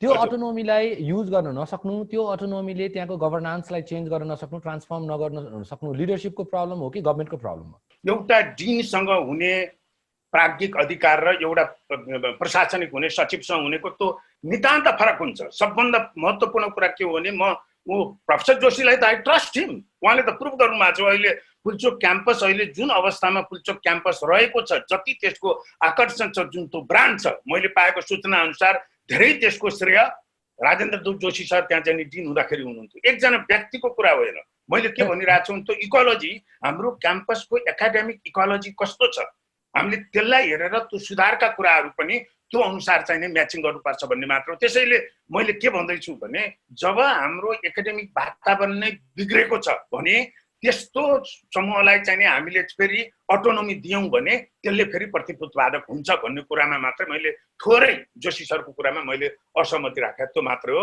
र डेफिनेटली डक्टर जोशीले पुल्चोक क्याम्पसमा गर्नुभएको कन्ट्रिब्युसन त we always praise it with flying colours हैन, देयर इज नो डिफरेन्स। तर मैले चाहिँ एउटा फेनोमेना एउटा प्रवृत्तिको डिस्कसन गरिरहेको छु के डक्टर जोशी चाहिँ नि अहिले फुल्ली अटोनोमी हुँदाखेरि पनि तपाईँले भन्नुभएका एक्जिस्टिङ प्रब्लमहरू छन् भने डक्टर कार्कीले इन्भिसाज गर्नुभएको युनिभर्सिटीमा पनि ती प्रब्लमहरू आउँछन् भनेदेखि मेरो डिस्कसन यति मात्र हो। अब म मिस्टर बास्कोटा भेटामा जान्छु एकचोटि। मिस्टर बास्कोटा, तपाईँका आफ्ना बच्चाहरू कहाँ एजुकेट हुनुभयो? सबै चाहिँ हाम्रो सरकारी कलेजमा। सरकारी कलेजमा। अनि you are happy with the academic proficiency they are exist currently in? हो, यसमा चाहिँ झट्ट सुन्दा तपाईँले जुन धारले आज प्रश्नोत्तर गरिरहनु भएको छ त्यसमा तपाईँलाई अचम्म लाग्ला। म चाहिँ त्यो स्तरमा मान्नेवालामा छैन। मलाई लाग्छ डाक्टर हाम्रो चाहिँ नि आचार्य, डाक्टर कार्की, डाक्टर जोशी सबै नेपालकै उत्पादन हो। म कृष्णहरि मात्र नेपाल सरकारको सचिव भई म नेपालकै प्रडक्ट हो। मेरो विचारमा अर्थ सचिव हुँदा कुनै पनि मुलुकको सचिवसँग नेगोसिएसनमा म नेपालको फाइनान्स सेक्रेटरी चाहिँ कमजोर भएको, वर्ल्ड ब्याङ्क अथवा एडिबीसँग कुरा गर्न नसकेको भन्ने मलाई कहिले पनि अनुभूति भएन। खालि हामीले सोचेको जस्तो म्याचिङ नभए हो। मलाई के लागेको थियो, राजेन्द्र जोशी डाक्टर साहबलाई साह्रै राम्रोसँग अन्तर्पुन्तर जानकारी छ। अहिले अलिकति आचार्य डाक्टर साहबले पनि लिनु भएको छ। वास्तवमा सफल रूपमा हाम्रो डाक्टर कार्कीले पनि उपकुलपति नचलाउनु भएको होइन। मैले बुझेको त्रिभुवन विश्वविद्यालय जुन बेला नेपाल संस्कृत विश्वविद्यालय छुट्यो, अब फेरि पनि विश्वविद्यालय त्रिभुवन विश्वविद्यालय संस्कृत पढाइरह्यो। त्यसको नाम संस्कृत विश्वविद्यालय छ, तर त्यसले पोलिटिकल साइन्स अर्थशास्त्रमा पिएचडी गराइरहेछ। हामीले त्रिभुवन विश्वविद्यालय कृषि विश्वविद्यालय छुट्यायौँ, अब कृषिको विषय त्रिभुवन विश्वविद्यालय पढाइरहेछ। हामीले पूर्वाञ्चल विश्वविद्यालय भएर स्थापना गऱ्यौँ, हामी सुदूरपश्चिमको चाहिँ नि दार्चुलाको क्याम्पसलाई सम्बन्धन दिन्छौँ। हामीले चाहिँ सुदूरपश्चिमाञ्चल विश्वविद्यालय भएर खोलेका छौँ, त्यसले इलामको एउटा चाहिँ क्याम्पसलाई सम्बन्धन दिन्छ। मिस्टर बास्कोटा, के गर्नु पर्यो त अब? काम गर्न थाल्दा बिग्रिया अब के गर्नु पर्यो? अब के गर्नु पर्यो? यहाँले नेपालमै एक्जिस्टिङ एजुकेसन सिस्टममा चाहिँ नि ग्रुम भएको 4 जना भेटरानहरूसँग म आज डिस्कस गरिरहेको छु। अनि हामी के भनिरहेछौँ भने यो सिस्टम त कामै नलाग्ने सिस्टम हो भनिरहेछौँ। अनि तपाईँ भन्नुहोस् न अब के गर्नु पर्यो त? यसमा यसो हो सनतजी, त्यही भएर पहिले हामीले दुईटै काम गर्न पर्यो। एउटा भइरहेका अहिले 11वटा विश्वविद्यालय छन्। एक प्रकारले अहिले डाक्टर जोशीले लिड गर्नुभएको 12औं नम्बरमा विश्वविद्यालय बन्दैछ। हुनसक्ला डाक्टर कार्कीले पनि कल्पना गरेको चिज आयो भने 13औं विश्वविद्यालय होला। अहिले भइरहेका विश्वविद्यालयमा पनि आम रूपमा सुधार ल्याउनु पर्यो र जुन नयाँ युनिभर्सिटीहरू खुल्छन् त्यो चाहिँ हामी जनताले अपेक्षा गरे अनुसारको चिज आउनु पर्यो। यसको निमित्त चाहिँ 2-4 चाहिँ प्रिरिक्विजिट कन्डिसन चाहिँ पुरा गर्नै पर्छ भन्ने मलाई लाग्छ। पहिलो कुरो त त्यहाँ पढ्ने पढाउने पाठ्यक्रम नै महत्त्वपूर्ण चिज रह्यो। अहिले अर्जुन कार्की डाक्टर साहबले जुन लिबरल आर्ट्सको कुरा गर्न भएको छ त्यो चाहिँ जीवनोपयोगी हो। एउटा इन्जिनियरले खालि नक्सा कोर्न मात्रै जानेर भएन। बास्कोटा, पाठ्यक्रम चेन्ज गर्न नयाँ युनिभर्सिटी किन बनाउनु पर्छ? हजुर, पाठ्यक्रम चेन्ज गर्नको लागि नयाँ युनिभर्सिटी किन बनाउनु पर्छ? होइन, त्यसमा हामीले त्यसरी बुझ्नु भएन। तपाईँले सही कुरा नै भन्नुभयो। कहिलेकाहीँ के हुन्छ भने विश्वविद्यालयहरू चाहिँ अलिकति हाम्रो जोग्राफीको हिसाबले हामी सङ्घीयतामा गयौँ। त्रिभुवन विश्वविद्यालय खुल्दैमा कता कता चाहिँ केन्द्रीय विश्वविद्यालय भनेर केन्द्र सरकारको बन्यो। काठमाडौँ विश्वविद्यालय कता कता एक प्रकारले भन्दा प्राइभेट सेक्टरबाट खुल्यो। बौद्ध विश्वविद्यालय एउटा कतै धार्मिक भावनाले खुल्यो। नेपाल संस्कृत विश्वविद्यालय नेपाल प्राचीन देश हो भएर खुल्यो भने अहिले 7वटा प्रदेश सङ्घीयतामा गएपछि कम्तीमा 7वटा प्रादेशिक विश्वविद्यालय त आवश्यक पर्ने नै भयो नि। अहिले यत्रो विधि टेक्नोलोजीमा आइसिटीमा परिवर्तन आयो। अब त विज्ञान सम्बन्धी, प्रविधि सम्बन्धी, लिबरल आर्ट्स सम्बन्धी, अब यो के भनौँ मेडिकल साइन्स सम्बन्धी, इन्जिनियरिङ सम्बन्धी फ्याकल्टी पछि आइसिटी। हाम्रो त नेपालमा एउटा पर्वतीय हिमाल आरोहण गर्ने विश्वविद्यालय चाहिएको छ। हामीलाई त हस्पिटालिटी म्यानेजमेन्टको विश्वविद्यालय चाहिएको छ। यस्तो संसारमा इमर्ज भएका विषयहरूमा युनिभर्सिटी चाहिन्छ। कतै न कतै डाक्टर जोशीले भनेको कुरामा मलाई मन छोइरहेछ। वास्तवमा सबै विश्वविद्यालय आफै क्याम्पस जस्ता। अहिले तपाईँले वीर अस्पताल हेर्नु भने वीर अस्पतालको जुन विश्वविद्यालय छ त्यसको त आङ्गिकता कहीँ नि छैन। पाटन अस्पताल हेर्नुभयो भने त्यो आफैमा विश्वविद्यालय हो, त्यसको छुट्टै आङ्गिक क्याम्पस त छैन। तर कतै यो कल्पनामा गइयो भने त हामीसँग धेरै दक्षिण कोरियामा जस्तो हजारौँ विश्वविद्यालय कलेजहरू हुन सक्छन्। त्यो कुरामा म त सहमत छु। डाक्टर कार्की, तपाईँ डाक्टर जोशीलाई किन जोइन गर्नुहुन्न? किन चाहियो नयाँ युनिभर्सिटी? एक्जिस्टिङ युनिभर्सिटी भनेको त it can host any kind of यसको कुनै सीमा स्फियरै छैन। तपाईँ किन त्यहाँ अटाउन सक्नुहुन्न? अब अहिले डाक्टर जोशीको कुरा त उहाँ आफैले भन्नु होला।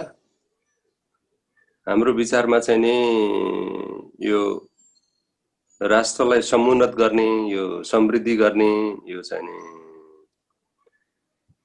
नेपालीलाई सुखी तुल्याउने भन्ने जुन आकांक्षा, त्यसको परिपूर्ति गर्नको लागि विज्ञान र प्रविधिको भूमिका असाध्यै महत्त्वपूर्ण छ भन्ने हामीलाई पनि लाग्छ। र चाहिँ डाक्टर जोशीले पहिलादेखि नै यो अभियान चलाइराख्नु भएको हुनाले, उहाँले धेरै यसको बारेमा चिन्तन मनन गर्नु भएको हुनाले उहाँ अब त्यो अहिले कानुनी प्रक्रियामै गइसकेको र अब छिटै नै चाहिँ संसदले पास गर्ने बित्तिकै त्यो त एउटा विश्वविद्यालय रूपमा नै स्थापना हुने हुनाले त्यसको एकदमै महत्त्वपूर्ण भूमिका छ। अब हामीलाई चाहिँ के लाग्छ भनेर भनेपछि विज्ञान र प्रविधि महत्त्वपूर्ण हुँदाहुँदै पनि विज्ञान र प्रविधिले मात्रै देशलाई समुन्नत गर्दैन, समृद्ध पार्न सक्दैन। किनभने यहाँ चाहिँ हामीलाई अब व्यवस्थापनका पनि कुराहरू पनि हामी मिलाउनु छ। राम्रा खालका हामीलाई योजनाकारहरू पनि चाहियो, राम्रा खालका चाहिँ इतिहास जान्ने मान्छे पनि चाहियो। जस्तो भनौँ न, अब अहिले चाहिँ हाम्रो लिम्पिया धुरा र चाहिँ कालापानीको जुन समस्या आइरहेको छ, अब त्यसमा चाहिँ अहिले चाहिँ छिना झम्टी छ, भारतसँग हामीले चाहिँ द्वन्द्व भइरहेका छ। त त्यो त ऐतिहासिक कालदेखिका के डकुमेन्टहरू थिए, के सन्धि सम्झौताहरू भएका थिए, त्यो बीचको त्यतिखेरको घटनाक्रमहरू चाहिँ के थियो। यहाँले भन्न खोज्नु भएको साइन्स र टेक्नोलोजी मात्र होइन कि लिबरल आर्ट्स लगायतका चाहिँ नि सेक्टरहरूमा पनि हामी एकदम नेक्स्ट स्टेपमा नयाँ धारमा अगाडि बढ्नुपर्छ भन्न खोज्नु भएको होइन? होइन, मैले भन्न खोजेँ 3-4वटा कुराहरू छन्। एउटा त अहिले हामीले जुन जस्तो खालको ग्रेजुएटहरूको परिकल्पना गरेका छौँ त्यसमा हामीहरू सबैको यो हाम्रो अहिले प्रस्तावित विश्वविद्यालयको मात्रै कुरो होइन, सबै उच्च शिक्षा संस्थानहरूले चाहिँ त्यसलाई अङ्गीकार गर्नुपर्ने कुरो छ। एउटा चाहिँ हाम्रो अहिलेको उत्पादित स्नातकहरूमा यो जुन खालको चाहिँ एउटा आलोचनात्मक चेत, एउटा सृजनशीलता, एउटा चाहिँ मुलुकको निर्माणमा मैले पनि योगदान गर्नुपर्छ भन्ने त्यो भावना, ती सबै चाहिँ हरूलाई पटक्कै व्यवस्था गरिने खालको प्रचलन छ। अब यो हाम्रो चाहिँ जस्तो मुलुकमा राष्ट्र निर्माण गर्ने, मुलुकलाई उन्नत गर्ने हो भने हाम्रो सबभन्दा ठुलो पुँजी भनेको मानव स्रोत नै हो। त्यो मानव स्रोत भन्दाखेरि एउटा सक्षमताको हिसाबले पनि उनीहरू सक्षम हुनु पर्यो विभिन्न विधागत क्षेत्रमा, र चाहिँ यो मुलुकप्रतिको आस्था, यो मुलुकको भविष्यप्रतिको आस्था जगाउने पनि कुराहरू समेत मिश्रित गरेर चाहिँ यसमा चाहिँ लानुपर्छ भन्ने चाहिँ हाम्रो धारणा छ। अब अहिले हामीहरू चाहिँ डाक्टर जोशी र मैले अघि डाक्टर जोशीले नै उल्लेख गर्नुभयो, हामीहरू चाहिँ धेरै बिचमा चाहिँ छलफल पनि भएका थिए र चाहिँ यो अहिले म त्यहाँ गएर नै जानुपर्छ भन्ने पनि छैन। हाम्रो बिचमा चाहिँ सहकार्यका सम्भावनाहरू छँदैछन्। हामीलाई आपसमा सिक्नुपर्ने कुराहरू हामी सिकिहाल्छौँ नि, त्यहाँ सङ्गठनात्मक रूपले नै जोडिनु पर्दैन। डाक्टर कार्की, तपाईँलाई दुईटा अप्सन पाउनुभयो। एउटा चाहिँ नि तपाईँ त्रिभुवन युनिभर्सिटीको leadership position with full autonomy and all rights to make whatever changes and transformations you want to make, र अर्को चाहिँ नि तपाईँको नयाँ परिकल्पना अनुसारको नेपाल युनिभर्सिटी अथवा Vyas university whatever the name is. यो दुईटा मध्ये कुन चोइस गर्नुहुन्छ? म दोस्रो, किनभनेदेखि त्रिभुवन विश्वविद्यालय यो सबै कुराहरूको चाहिँ कुरामा अघि डाक्टर सूर्यराजा आचार्यले सविस्तार व्याख्या गरिसक्नुभयो होइन।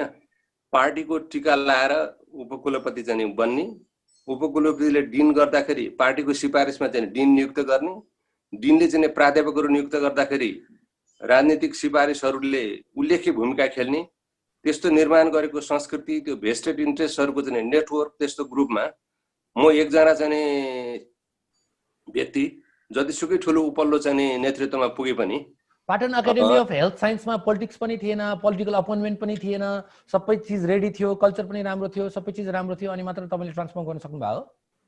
त्यहाँ चाहिँ हामीलाई यो क्लिन स्लेटबाट चाहिँ सुरु गरेको हुनाले हामीले चाहिँ केही इनोभेटिभ कामहरू गर्न सफल भयौँ। त्यो एक्जिस्टिङ युनिभर्सिटीमा चाहिँ यति रिजिड, यति अर्थोडक्स विचारहरू हुन्छन्, ट्रेडिसनल विचारहरूको यति बाहुल्यता हुन्छ, त्यहाँ गएर परिवर्तन गर्न सक्नको लागि असाध्यै बहुप्रतिभाशाली मान्छे चाहिन्छ। म चाहिँ त्यस्तो बहुप्रतिभाशाली मान्छे होइन। त्यसो भएको हुनाले नत्र डाक्टर जोशीले नै किन चाहिँ त्यो नयाँबाट जानुपर्छ, पुरानोबाट हुँदैन भन्ने निष्कर्षमा त उहाँ आफै पनि किन पुग्नु भयो होला? डाक्टर जोशी, तपाईले अघि जुन भन्नुभयो नि एकाडेमिक युनिभर्सिटी भन्ने कुरालाई साइडमा राखौँ, ब्याकड्रपमा राखौँ र एकाडेमिक इन्स्टिट्युसनहरू चाहिँ नि अटोनोमस हुनुपर्छ र तिनीहरू डिग्री अवार्डिङ फेजमा हुनुपर्छ। हामीलाई हजारौँको निड छ, कलेजहरू पनि त्यो हिसाबको चाहिँ नि college should also look like a university भन्ने जुन कन्सेप्टको कुरा गर्नुभयो, द्याट इज रियली एप्रिसिएबल। त्यसलाई अलिकति इलेबोरेट गरिदिनुहुन्छ? अब इलाबोरेट गर्दाखेरि अब कुनै पनि संस्थाको इन्टिटीको प्रोडक्ट हुनु पर्यो। कलेजको प्रोडक्ट के हो त भन्दाखेरि it has no product. Academic इन्स्टिट्युसनको प्रोडक्ट भनेको कुनै किसिमको ह्युमन रिसोर्सेस प्रिपेयर गर्ने, आफ्नो स्ट्यान्डर्ड मिट गरेको, आफूले सर्टिफाई गरेको, अनि त्यो मेरो प्रोडक्ट भयो। अब प्रोडक्टै नभए इन्स्टिट्युसन भन्दाखेरि त उसले ओनरसिप लिने चिजै केही भएन। त्यसको त्यसले गर्दाखेरि त्यसको हैन हजुर त्यसको सोलै छैन नि। अब किनभने मैले कसैले दिएको कोर्स पढाइदिए हो, मैले जानेको नयाँ कुरो पनि पढाउन सक्दिनँ, किनभने 100वटा क्याम्पसमा पढाइरहेको हुन्छ, मैले उहाँले लेखेको नोटैबाट पढाउनु पर्यो। अब नोट भनेको चाहिँ पुरानो भएर जान्छ। विज्ञान यति छिटो चेन्ज हुँदैछ कि यो वर्षको कोर्स नेक्स्ट इयरलाई हुँदैन। त्यस कारण कसैले 5 वर्ष अगाडि 10 वर्षले किताब मैले पढाएर त कुनै कामै भएन होइन। त्यसपछि गएर मैले विद्यार्थी पनि आफ्नो हिसाबले लिन सक्दिनँ, जाँच पनि आफ्नो हिसाबले लिन सक्दिनँ भनेपछि त that is not academic institution at all. अनि डाक्टर जोशी फेरि केस बेस नै डिस्कसन गरौँ। एक्जिस्टिङ यहाँको एक्जिस्टिङ एकाडेमीले के कस्तो चिजहरू गर्यो जुन तपाईँले भन्नुभएको एकाडेमिक इन्स्टिट्युसनले गर्नु पर्थ्यो? लास्ट 1 इयरको केही अचिभमेन्टहरू एक्जाम्पल सहित भनिदिनुहोस् न, so that existing academic institution inspired हुन सकौँ। हुन्छ कि त्यो भन्नुको अगाडि सानो मैले भूमिका के बाँड्छु पनि, एक्जिस्टिङ इन्स्टिट्युसनलाई पनि सुधार गर्न सकिन्छ भने एक्जाम्पल फेरि पनि पुल्चोकै हो। 32 सालमा अहिलेको पुल्चोक अर्कै पुल्चोक थियो होइन, 45-50 साल अर्को, त्यो गर्न सकिन्छ, साह्रै गाह्रो छ, गर्न सकिन्छ। अहिले हामीले के गरेका छौँ भनेर पहिलो कुरा हामी पोलिटिक्सको कुरा गर्दैनौँ। Nobody talks about politics. Political voter होला, मैले कसैलाई पनि सोध्दिनँ, त्यसको नातामा कुनै कन्सल्ट्यान्ट पनि राख्दिनँ। Clear cut policy we do not talk about politics भन्दाखेरि पार्टी पोलिटिक्स भनेको होइन, पोलिसीलाई पोलिटिक्स भनेको त अर्कै कुरो भयो। We do not talk. दोस्रो तपाईँलाई कुनै मन्त्री, कुनै प्रधानमन्त्री अथवा भनौँ न हाम्रो देशमा टप पोजिसनमा रहनु भएको मान्छेले इन्फ्लुएन्स गर्न फोन गर्नु भएको छैन? मलाई गरेको छैन, अचम्म होला। मलाई क्याम्पसमै गर्दैन, त्यो दिन हुँदाखेरि नै गर्दैन। किन उसलाई भनेर हुँदैन भने एउटा त ट्रेडमार्क त भइसक्यो नि। मलाई कसैलाई जागिर खुवाउनुको निम्ति फोन गर्दैन, किनभने व्यर्थ हो। त्यस बेलाको राजाको सचिवको पालदेखि भयो हो क्याम्पस चिफ, उहाँहरूले पनि गरेर थकाइ लगाएर गर्न छोडेको केस हो, त्यो कसैले गर्दैन। त्यस कारण जागिर खुवाइदियो फलानलाई भनेर मलाई फोन गरेको छैन अहिलेसम्म। के यो डाक्टर फलानलाई कन्ट्र्याक्ट दियो भनेर पनि डाक्टर जोशी त्यो फोन नआउने चिज बन्नको लागि के तत्त्व चाहिन्छ सबभन्दा महत्त्वपूर्ण? के तत्त्व चाहिन्छ भन्दाखेरि आफ्नो भ्याल्युमा स्ट्यान्ड गर्नुपर्छ। फर इक्जाम्पल पुल्चोक क्याम्पस हामीले बनाउँदाखेरि सुरुमा त्यहाँ भनसुनको आधारमा विद्यार्थी भर्ना हुन्थे। 24 जना चाहिँ मेरिट लिस्टबाट लिने, अर्को 40 जना चाहिँ बेमेरिटबाट लिने। अनि पशुपतिनाथको दर्शन गर्ने जस्तै सेतो भवन अगाडि सबै मान्छे आएर बस्थ्यो। फोन चाहिँ प्रधानमन्त्रीदेखि लिएर राजाको सचिवदेखि लिएर पारसकोसम्म सबैको आउँथ्यो। त्यस्तो धेरै भ्यालु थियो त्यहाँ।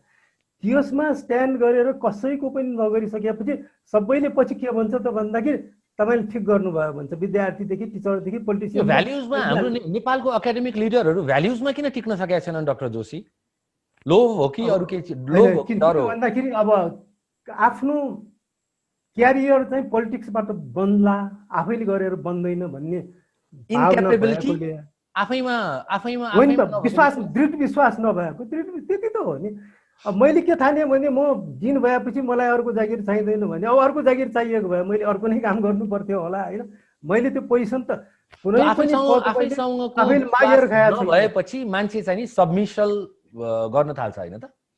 ओके, अब फेरि coming back to our question, तपाईँको एकाडेमीले के कस्तो कुरा गरेको छ जुन नेपालको एक्जिस्टिङ एकाडेमिक इन्स्टिट्युसनहरू इन्स्पायर्ड हुनुपर्ने लास्ट इयरको 3टा की अचिभमेन्टहरू भनिदिनुहोस् न, सो द्याट हामी पनि सिकौँ। पहिलो कुरो त त्यो एकाडेमिक इन्स्टिट्युसन बनिसकेको छैन, त्यो भनौँ होइन, बनिसकेको छैन। अब घटना आदेशबाट क्लास सुरु गरेर अब म भन्छु 2-4वटा कुरा। प्रिफर्मेसन प्र्याक्टिसेसहरू हुनसक्छ नि होइन, छ फर इक्जाम्पल हामी कहाँ एउटा ठुलो डिबेट के चल्यो त भन्दाखेरि इन्डाउमेन्ट फन्ड मैले सृजना गरेँ भने अक्षय कोष, किनभने युनिभर्सिटी अक्षय कोष बिना चल्न सक्दैन।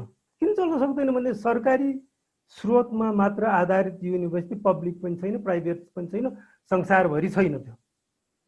त्यसले गर्दाखेरि हामीले इस्टाब्लिस गर्नु पर्यो भन्दाखेरि सबैतिरबाट विरोध आयो।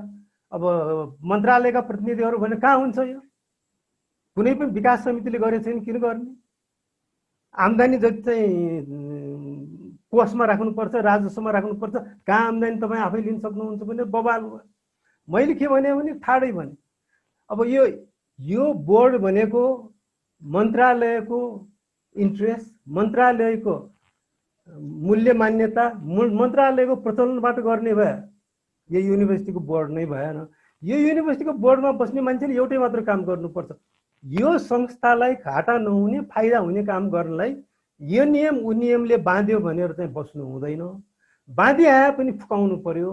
यदि तपाईँहरूले यसलाई जिम्मा लिनुहुन्छ भने तपाईँहरू पास गरौँ, नभए म एक्लैले पास गर्छु, म आफै गर्छु भनेर भन्दाखेरि एकजनाले नोट अफ डिसेन्ट लेख्दै पास गरेर अक्षय कोष हामीले खडा गऱ्यौँ। हेर्नुहोस् अब कसरी हामी अगाडि बढ्यौँ। त्यसपछि दोस्रो गएर बजेट कति दियो त भन्दाखेरि 10 करोड बजेट दियो। हुन त 1 अरब 10 करोड भन्छ लास्ट इयर, यो 1 अरब 25 करोड भन्छ। त्यो चाइनाले दिएको हो 1 अरब, जुन चाहिँ दिएकै छैन। खुद पैसा भएको अहिलेसम्म 30 करोड मात्र आयो। अब 4 करोड भवनलाई पैसा राखेर मैले 10 करोडको बिल्डिङको टेन्डर गरिसकेँ, अब नेक्स्ट मन्थ बन्दैछ भनेपछि यस्तो खालको हामी रिस्कहरू लिन्छौँ कि अनि गएर अब अर्को पनि तपाईँहरूलाई थाहा होला अडल्ट्रेसन फ्री रिसोर्सेस चाहिँ नि लिँदाखेरिको त्यो प्र्याक्टिसलाई नै एउटा बेस्ट प्र्याक्टिस मान्न सकिन्छ। त्यसले बेसिकली म के भन्छु त भन्दाखेरि नियम कानुन भने हामीले बनायो है भन्दाखेरि अब सबैले त्यसरी भन्न सक्दैनन्, हामीले बनायो। नियम कानुनले जुन बेला अप्ठ्यारो गर्न थाल्यो त्यसलाई परिवर्तन गर्नु, घुसखोरी गर्नु भएन, संस्थाको बेहितमा जानु भएन। If you are justified what you have done, अलिकति नियमलाई मिचेर हो भने त्यो मिच्नुपर्छ। किनभने अल्टिमेटली हामीलाई अडिट गरेर जस्टिफाई गर्ने, कटघरामा राख्ने, त्यो महालेखाको केही पनि नबुझ्ने, खालि लिखतको हिसाबले नियम के छ र के गरेछ भन्ने मात्र बुझ्ने अडिट गरेर हुँदैन। अडिट इन्स्टिट्युसन भनेको पर्फर्मेन्स अडिट हुनुपर्छ। अल्टिमेटली जे जति गर्यो त्यसले ठिक दिशामा पुर्याएको छ त्यो इन्स्टिट्युसनलाई भन्यो भने यो नियम त बेठिक रहेछ, त्यस कारण उहाँले अलिकति मिलायो भन्नु पर्यो। हेर्नुहोस् अहिले मदन भण्डारी विश्वविद्यालय विकास समितिमा कर्मचारी छैन, तपाईँ अचम्म मान्नु होला। कर्मचारी एकजना पनि कर्मचारी छैन। म पदाधिकारी हो, कर्मचारी छैनन्। अब घटना आदेश पठाउँदाखेरि कर्मचारी राखेर पठाए, काटेर पठाइदियो। अर्थ मन्त्रालयको स्वीकृति लिएर भन्यो। त्यो अर्थ मन्त्रालयको स्वीकृति लिएर शिक्षा पुग्दाखेरि किन चाहियो तपाईँलाई भन्छ। अनि मैले पनि भने ठिक छ, किन चाहियो भने नभइकन चलाइदिन्छु भने अब कसरी चलायो होला, बिना कर्मचारी चलाइरहेको छ भनेपछि त्यो अझै भएन। एकाउन्टेन्ट पनि सरकारी छैन। त्यसले गर्दाखेरि नयाँ किसिमको गऱ्यो भने हुन्छ। त्यो हामीले कहाँ सिक्यो भन्दाखेरि पुल्चोकमा सिकेको। मिस्टर बास्कोटा भेटामा गयो। अब म सरी डाक्टर जोशी अलिकति स्विच गर्छु। मिस्टर बास्कोटा विदेश पढ्न जानु हुँदैन? हजुर, विदेश पढ्न जानु हुँदैन मान्छे? यसरी बुझ्नुपर्छ, विदेशमा त्यो विषय पढ्न जानुपर्छ जुन विषयको पढाइ नेपालमा हुँदैन। तर यो फ्री वर्ल्ड, यो फ्ल्याटर वर्ल्डमा किन हामीले विदेश पढ्न जाने कुरालाई अति रञ्जित गर्छौँ? म विदेश पढ्न जाने म डिग्रीको लागि मात्र होइन, म एक्सपोजरको लागि जान्छु, मलाई विदेश जान मन लागेर जान्छु, म नयाँ अर्को कन्ट्री कस्तो हुँदो रहेछ भनेर भन्न जान्छु। किन यसलाई सबैजनाले क्रिटिकल्ली नै हेर्नुपर्छ? यसमा 3वटा चाहिँ आयामहरू छन्। तपाईँ अमेरिकामा जानुभयो भने शिक्षामा जोनिङ सिस्टम छ। जोनिङ सिस्टम भनेको पुल्चोकमा जन्मेको बच्चाले पुल्चोकमै पढ्नुपर्छ, बालजुमा जन्मेको बच्चाले बालजुमै पढ्नुपर्छ। दोस्रो भनेको क्रस बोर्डर, हामी चाहिँ एक ठाउँबाट अर्को ठाउँमा एजुकेसनको लागि गयौँ भने त्यसको निमित्त प्रोग्रेसिभ ट्याक्स, विशेष किसिमको कर तिर्न पर्छ। किन राज्य प्रणालीले त्यो नागरिकको निमित्त भनेर पनि शिक्षाको पूर्वाधार बनायो, तर त्यसले प्रयोग नगरे बाबतमा क्षतिपूर्ति बाबतमा चाहिँ उसले विशेष कर तिर्न पर्छ। यो नो अब्जेक्सन सर्टिफिकेटहरू लिइन्छ नि, त्यसमा चाहिँ करको दायरा बढाउनु पर्छ। तेस्रो र महत्त्वपूर्ण चिज भनेको हामीले पहिला पनि रुड्कीमा पढ्न पठाएको थियौँ हो, उनले पढेर आएपछि अनि पछि फेरि मुलुकको सेवा गर्छु भन्नुपर्छ। रुड्कीमा गएका इन्जिनियरहरूले 5 वर्ष 7 वर्ष पढेर आए, कैयौँ मेडिकल डक्टरले पनि अहिले छात्रवृत्तिमा पढेर आएपछि दुर्गम ठाउँमा सरकारले खटाएको ठाउँमा 5 वर्ष 10 वर्ष सेवा गर्नुपर्छ। कर्मचारी पनि पिएचडी गर्न जान्छन्, पिएचडी गरेर आउने बित्तिकै सहसचिव उपसचिवबाट राजीनामा दिन पाइँदैन, उनले 5 वर्ष 7 वर्ष सरकारको सेवा गर्नुपर्छ। यसर्थ हामीलाई आवश्यक परेको एउटा चाहिँ राष्ट्रिय योजना आयोगले चाहिँ एउटा म्यापिङ गरेको छ, हामीलाई कस्तो जनशक्ति आगामी 25 वर्षमा चाहिन्छ। त्यसमा हाम्रो जहाँ चाहिँ डिमान्ड र सप्लाईले हाम्रो एजुकेसन सिस्टमले पर्मिट गर्दैन, त्यसको लागि चाहिँ विदेशमा पढ्न पठाउन सकिन्छ। नेपालमै पढाइ हुने बिकम, एमकम अथवा नेपालमै पढाइ हुने पोलिटिकल साइन्स, नेपालमै पढाइ हुने हिस्ट्री, नेपालमै पढाइ हुने डाक्टर पढ्न जान चाहिँ बाहिर भएन। आवश्यकता बाहेक रहरले विदेश पढ्न नपाउनु पर्ने त्यसको अरू कुनै पनि कारणै होइन। त्यो त नेपालले जन्मायो, हुर्कायो, नेपालले अब उसलाई गरेको लगानीबाट प्रतिफल लिने बेलामा चाहिँ ऊ विदेशमा गएर पढ्ने भयो र विदेशमा ब्रेन डेड भएर बस्ने भयो। त्यसले त मुलुकलाई नोक्सानी पुग्यो पहिलो कुरो। दोस्रो कुरो चाहिँ नि उनले बाहिर गएर चाहिँ नेपालमै आउँदाखेरि त के बिग्रियो र? अहिले मैले भनिसकेँ, त्यो त नेपालमा आवश्यक भएको चिज। अहिले आइसिटीकै कुरा होला, लिबरल आर्ट्सकै प्रोफेसर बन्ने कुरा होला। डाक्टर जोशीले भन्नुभएको थियो 101 होनहार प्रोफेसर हुनलाई जसले पिएचडी गर्न भएको प्रोफेसर हुनुहुन्छ उहाँलाई पोस्ट डकको निमित्त 2 वर्ष त विभिन्न ठाउँमा छात्रवृत्ति दिएर पठाउन सकिन्छ, ताकि उहाँहरू आइसकेपछि फेरि त्यसको बेनिफिट चाहिँ नेपाली भूमि, नेपाली विद्यार्थीमाथि नै हुनु पर्यो। त्यति सोच हामीले राख्नु पर्यो। डाक्टर सूर्यराज, मान्छे बाहिर पढ्न जान्छ नि, त्यो पढाइको लागि मात्र पढ्न जान्छ जस्तो मलाई लाग्दैन। एटलिस्ट हामी नेपालको कन्टेक्स्टमा भन्नु पर्दाखेरि त्यो पढाइको लागि मात्र पढ्न जाने होइन, ऊ लाइभलीहुडको लागि जान्छ, ऊ आफ्नो लाइफस्टाइलको लागि जान्छ र एउटा करियरको लागि जान्छ, होइन? यसमा हाम्रो संयोजकज्यूको ओपिनियनसँग तपाईँ कस्तो खाले कमेन्ट गर्नुहुन्छ? म अलि केहीमा सहमति छु, केहीमा असहमति छु। सहमति के अर्थमा छु भने हामीले शिक्षाको लागि अब यो पढ्ने भनेको एउटा सर्टिफिकेट मात्रै ल्याउने, क्वालिटी ल्याउने मात्र होइन। त्यो हाम्रो उच्च शिक्षा अथवा नागरिकको पढाइ कहीँ न कहीँ राष्ट्र निर्माण र समाजको आवश्यकतासँग जोडिनुपर्छ। र अहिले विदेश जाने जुन हिसाबको, खास गरी स्नातक तह 12 कक्षा सकेपछि सम्भवतः अब मैले आइएससी पढ्ने पालामा एसएलसीको बोर्ड फर्स्टदेखिबाट 200 जना म पढ्ने क्याम्पस अमृत क्याम्पसमा भर्ना हुन्थे। त्यो अन्त बाहिर जाने भन्ने छँदा पनि थिएन। अब अहिले चाहिँ 12 क्लासको सम्भवतः मसँग आँकडा छैन, 2000, 3000, 4000 टप केही अपवाद छोडेर कुल्चोक क्याम्पस र इन्स्टिच्युट अफ महाराजगञ्ज अथवा अरू मेडिकल फिल्डकोमा छोडेर मास स्केलमा बाहिर जाने, अब त्यो चाहिँ सही होइन। त्यो चाहिँ हाम्रो व्यक्तिको लागि पनि, समाजको लागि पनि, परिवारको लागि पनि त्यसका समस्याहरू हामीले देखिसकेका छौँ। त्यो अर्थमा म बाँसकोटा सरको चिन्तासँग सहमत छु। तर फेरि तपाईँको प्रश्नको आशयसँग म के सहमत छु भने विदेश जाने भनेको कुनै न कुनै तहमा एउटा क्यारियरको डेभलपमेन्ट अथवा शिक्षाकै लागि पनि त्यो विदेशको एक्सपोजर भएनौ भने अहिले नै हाम्रो विश्वविद्यालयका सिस्टममा के चाहिँ गल्ती कमजोरी हो भन्ने कुराको एउटा कम्पेयर गर्न पनि हामीले विदेशको एक्सपोजर भएन भने त फेरि हामी सक्दैनौँ। र अझ मैले तपाईँको प्रश्नको भन्दा मलाई के लाग्छ भने यो अहिले जुन यो दुईटा युनिभर्सिटीको डाक्टर कार्की र डाक्टर जोशीको जुन पहल छ, मलाई के लाग्छ भने ती युनिभर्सिटीहरूकै प्राध्यापन गर्नेमा कमसेकम आधा भन्दा बढी, अब यो चाहिने तपाईँको हाम्रो दुर्भाग्य भयो, हामीले देशका प्रोडक्ट मात्रै भर पर्यौँ भने फेरि पुरानै हुन्छ। त्यो विदेशकै एक्सपोजर भएको हाम्रा प्राध्यापकहरू हामीलाई चाहिन्छ। त्यस हिसाबले एजुकेसन इन्स्टिट्युसनहरू एकदमै राम्रो भएको, युनिभर्सिटिजहरू एकदम पर्फर्मिङ भएको, जस्तै कोरियाको एक्जाम्पल लिउँ। कोरियाबाट पनि बाहिर अब्रोड स्टडिजमा जाने स्टुडेन्टहरू टन्नै छन्, जस्तै अस्ट्रेलिया अनि युरोप, युएसतिर जान्छन् उनीहरू। भनेपछि यसलाई नर्मल्ली लिउँ न, यसलाई किन त्यस्तो विधि हामी होइन? त्यो त्यस्तो छ। तपाईँले कोरियाको उदाहरण दिनुभयो, कोरिया, जापानिज, ताइवानको उदाहरण भयो भने के हुन्छ भने 70-80 को दशकमा सबभन्दा बढी अमेरिकामा जाने जापानिजहरू थिए।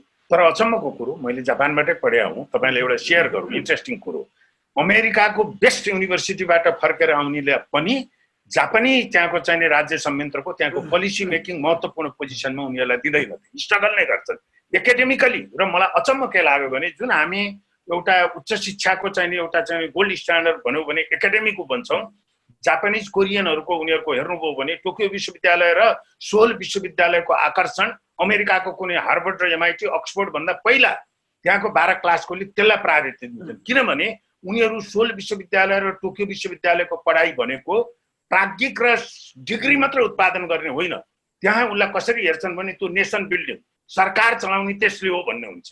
त्यसैले एउटा के हुन्छ भने विदेशको एजुकेसनको राम्रो र नराम्रो पक्ष के हो भने त्यो प्राज्ञिक विशिष्टता सँगसँगै त्यसले एउटा कल्चर पनि लिएर आउँछ। त्यसैले म हेर्नुहोस्, मैले आइएससी पछि मैले विदेशको उसमा भने मलाई भन्न केही पनि सङ्कोच लाग्दैन कि नेपालको राष्ट्र निर्माणको जग बसाउने हो भने हामीहरू जस्तो अधिकांश डिग्री विदेशमा पढेकोसँग म यहाँको पोलिटिसियनलाई भन्छु, धेरै भर नगर्नुहोस्। यो राष्ट्र निर्माण गर्ने हाम्रा यहीँका विश्वविद्यालयका क्याम्पसबाट निकाल्नु पर्ने हुन्छ। धेरै चाहिँ नि विदेशको डिग्री सँगसँगै विदेशको शैली, विदेशको संस्कार, विदेशका स्वार्थ सबै बोकेर पनि आउँछौँ हेर्नुहोस् हामी, जानी नजानी किन। शिक्षा भनेको एकदम कृत्रिम रूपमा प्राविधिक कुरो मात्रै होइन, त्यो सामाजिक कल्चर सबै कुरो आउने हो। लर्न अर्न एन्ड रिटर्न चाहिँ नि अब त्यति यो रिडन्डेन्ट स्टेटमेन्ट हो। त्यसलाई हामी युटिलाइज गर्नुपर्छ। हेर्नुहोस् अहिले पनि जति विदेशबाट हाम्रो जे जति जनशक्ति विदेशमा छ, विदेशबाट आएकोलाई त्यसलाई हामी एकोमोडेट गर्नै पर्छ। मैले खालि बाँसकोटा सहरको कुरामा म केसम्ममा सहमत छु भने हामीले चाहिँ नि उच्च शिक्षालाई खालि एउटा सर्टिफिकेट गरेर जहाँबाट भएको भन्दा पनि यो देश निर्माण र राष्ट्र निर्माणकोमा पनि हामीले जोड्ने कुरालाई, त्यो तन्तुलाई जोड्यौँ भने सायद त्यो सन्तुलन हामी चाहिँ नि खोज्न सक्छौँ। स्योर। डाक्टर अर्जुन कार्की, तपाईँलाई एउटा पर्सनल प्रश्न सोधौँ। हजुर। यो एजुकेसन भन्ने बित्तिकै तपाईँमा एकदमै तपाईँको फेसै एक्सप्रेसनै चेन्ज हुन्छ, अनि त्यसपछि एउटा फ्रस्ट्रेसन जस्तो एकदमै केही गर्नुपर्छ भन्ने के भन्ने धेरै एकदम पिल्सिएर बसेको चाहिँ नि एउटा मैले कहिलेकाहीँ फिल गर्छु क्या। के छ तपाईँमा त्यस्तो फ्रस्ट्रेसन नेपालको एजुकेसन सिस्टमसँग? होइन, फ्रस्ट्रेसन छैन मसँग त, चिन्ता र उत्साह पो छ त। कहाँ तपाईँले फ्रस्ट्रेसनको कुरा गर्नुभएको? फ्रस्ट्रेसन हुने मान्छेले यस्तो काममा लाग्छ कहीँ? चिन्ता र उत्साह छ। त्यसकारण चाहिँ नि के छ चिन्ता भन्नुहोस् त, किन यति चिन्तित हुनुहुन्छ? दुई तिनवटा कुरा छ। अहिले हामीहरू जस्तो भू राजनीतिक परिस्थितिमा छौँ, दुवैपट्टि चाहिँ एकदमै बलिया, शक्तिशाली, महत्त्वाकांक्षी राष्ट्रको बिचमा हामीहरू बसेका छौँ। सानो राष्ट्रले अलिकति चाहिँ आफ्नो अस्तित्व जोगाउन र आत्मसम्मानपूर्वक बाँच्न र समृद्धि प्राप्त गर्नको लागि यहाँभित्रको चाहिँ हामीहरू सानो मुलुक भएको हुनाले त हामी छिमेकी मुलुकभन्दा अझ बढी चङ्ख, अझ बढी चनाखो, अझ बढी सक्षम, अझ बढी चाहिँ दूरदर्शी र अझ बढी चाहिँ हामीले कूटनैतिक दृष्टिकोणले चाहिँ अझ हामी चाहिँ सक्षम हुनुपर्ने खालको एउटा अवस्था हाम्रो विश्वविद्यालयहरूले अहिले त्यो दिन सकेन अनफर्चुनेटली। त्यसका नेतृत्वले यो तहबाट चाहिँ सोचेको पनि भेटिँदैन, नम्बर 1। नम्बर 2, हामीहरूको मुलुकमा चाहिँ अहिले यो हामी विभिन्न जात जाति, विभिन्न चाहिँ धर्म संस्कृति, यो चाहिँ डाइभर्सिटीको मुलुक हो। यसमा चाहिँ हामीले चाहिँ सबैले सम्मानजनक ढङ्गले एउटा चाहिँ पिसफुल कोएक्जिस्टेन्सबाट र एकअर्काको सहयोगात्मक ढङ्गले चाहिँ हामीहरू बाँच्नुपर्छ भन्ने कुरामा पनि हाम्रो चाहिँ पढाइले यो प्रति संवेदनशीलता चाहिँ दिएको छैन। तेस्रो कुरो चाहिँ हामीहरू सानो मुलुक भएको हुनाले अझ हामी चाहिँ सृजनात्मक हुनुपर्छ, हामी चाहिँ आलोचनात्मक चेत राख्नुपर्छ। कसैले कुनै कुरा भन्दैमा रेको भरमा चाहिँ हामी कुद्नु हुँदैन र चाहिँ हामीहरू गर्न सक्छौँ। हाम्रा पुर्खाहरूले अघि नै तपाईँले पनि भनिसक्नुभयो, हाम्रा पुर्खाहरूले यति कमजोर हुँदा पनि जसरी हाम्रो देशको चाहिँ रक्षा गरे, हाम्रोले चाहिँ सभ्यताले यहाँसम्म पुर्याएको हुनाले हामीले पनि सक्छौँ भने त्यो आत्मविश्वास, त्यो निष्ठा र चाहिँ त्यो गर्नेपट्टि चाहिँ हाम्रो शिक्षाले पटक्कै ध्यान दिन नसकेको हुनाले चाहिँ यो कडी नभइकन चाहिँ यो हाम्रो न त राज्य प्रणालीमा सुधार हुन सक्छ, न त चाहिँ हाम्रो शिक्षा प्रणालीमा सुधार हुन सक्छ, न त स्वास्थ्यमा सुधार हुन सक्छ। यो चाहिँ समृद्धि र चाहिँ सुखीको त अझै परको कुरा भयो। त्यसो भए हुनाले यसको मुख्य हस्तक्षेप चाहिँ हामीले शिक्षाबाट नै गर्नुपर्छ भन्ने कुरा हो। अब तपाईँले एउटा कुरा मैले यहाँ जोड्नुपर्ने कुरा के छ भनेदेखि शिक्षा भन्दाखेरि हामीले उच्च शिक्षामा मात्रै ध्यान दिएर चाहिँ पुग्दैन। हामीले स्कुलदेखि नै हामीले स्कुलहरू चाहिँ सुधार्ने प्रक्रियाबाट हामीहरू जानुपर्छ। तर त्यसो गरिराख्दाखेरि हामी कहाँबाट सुरु गर्ने त भनेर भन्दाखेरि अब स्कुलमा चाहिँ यहाँ हजारौँ स्कुलहरूबाट चाहिँ गएर चाहिँ अहिले हामीहरूसँग न त समय छ, न त चाहिँ हाम्रो शक्ति छ। त्यसकारण उच्च शिक्षामा नै त्यो स्कुलको समेतको सुधार गर्न सक्ने म्यान पावरहरू तपाईँको एक्जिस्टिङ एजुकेसन रिफर्मको ड्राइभमा के कस्तो तगारोहरू छन्? अनि एउटा त अब हाम्रो माइन्डसेट नै हो। यो अमेरिकाको कुरा गरेर हुन्छ, जापानको कुरा गरेर हुन्छ, हाम्रो नेपालमा को कुरा गर्नुपर्छ, नेपाल त यस्तै हो भन्ने खालको एउटा चाहिँ मेन्टल ब्यारियर नै हामीले एउटा क्रस गर्नुपर्ने छ, नम्बर 1। नम्बर 2, अब यहाँ तपाईँलाई एक्जिस्टिङ पोलिटिकल लिडरसिपले कतिको सपोर्ट गरेछ? होइन, पोलिटिकल लिडरसिप भनेको त अब यो यस्तो हो, अब पोलिटिकल लिडरसिपको अगाडि हजारौँवटा चाहिँ एजेन्डाहरू छन् मुलुकको। अब यसपालि झन् एउटा कोभिड पनि थपिएको छ। त्यसले गर्दाखेरि उहाँहरूले चाहिँ जे खालको प्राथमिकता अथवा जे खालको ध्यान पुर्याउनु पर्ने हो त्यो अधिकतम रूपमा पुर्याउनु भयो भन्ने दाबी गर्न त मिल्दैन। तर हामीहरू पोलिटिकल लिडरसिप डिप्लोमेटिक स्टेटमेन्टलाई सपोर्ट पाउनु भएको छैन भनेर बुझ्दाखेरि हुन्छ? त्यति एक्सट्रिम पोजिसन पनि होइन। यसमा चाहिँ हामीले अलिकति स्पिडको मात्रै कुरा गरेको, उहाँहरूको सद्भाव र सदाशयता त एकदम छ।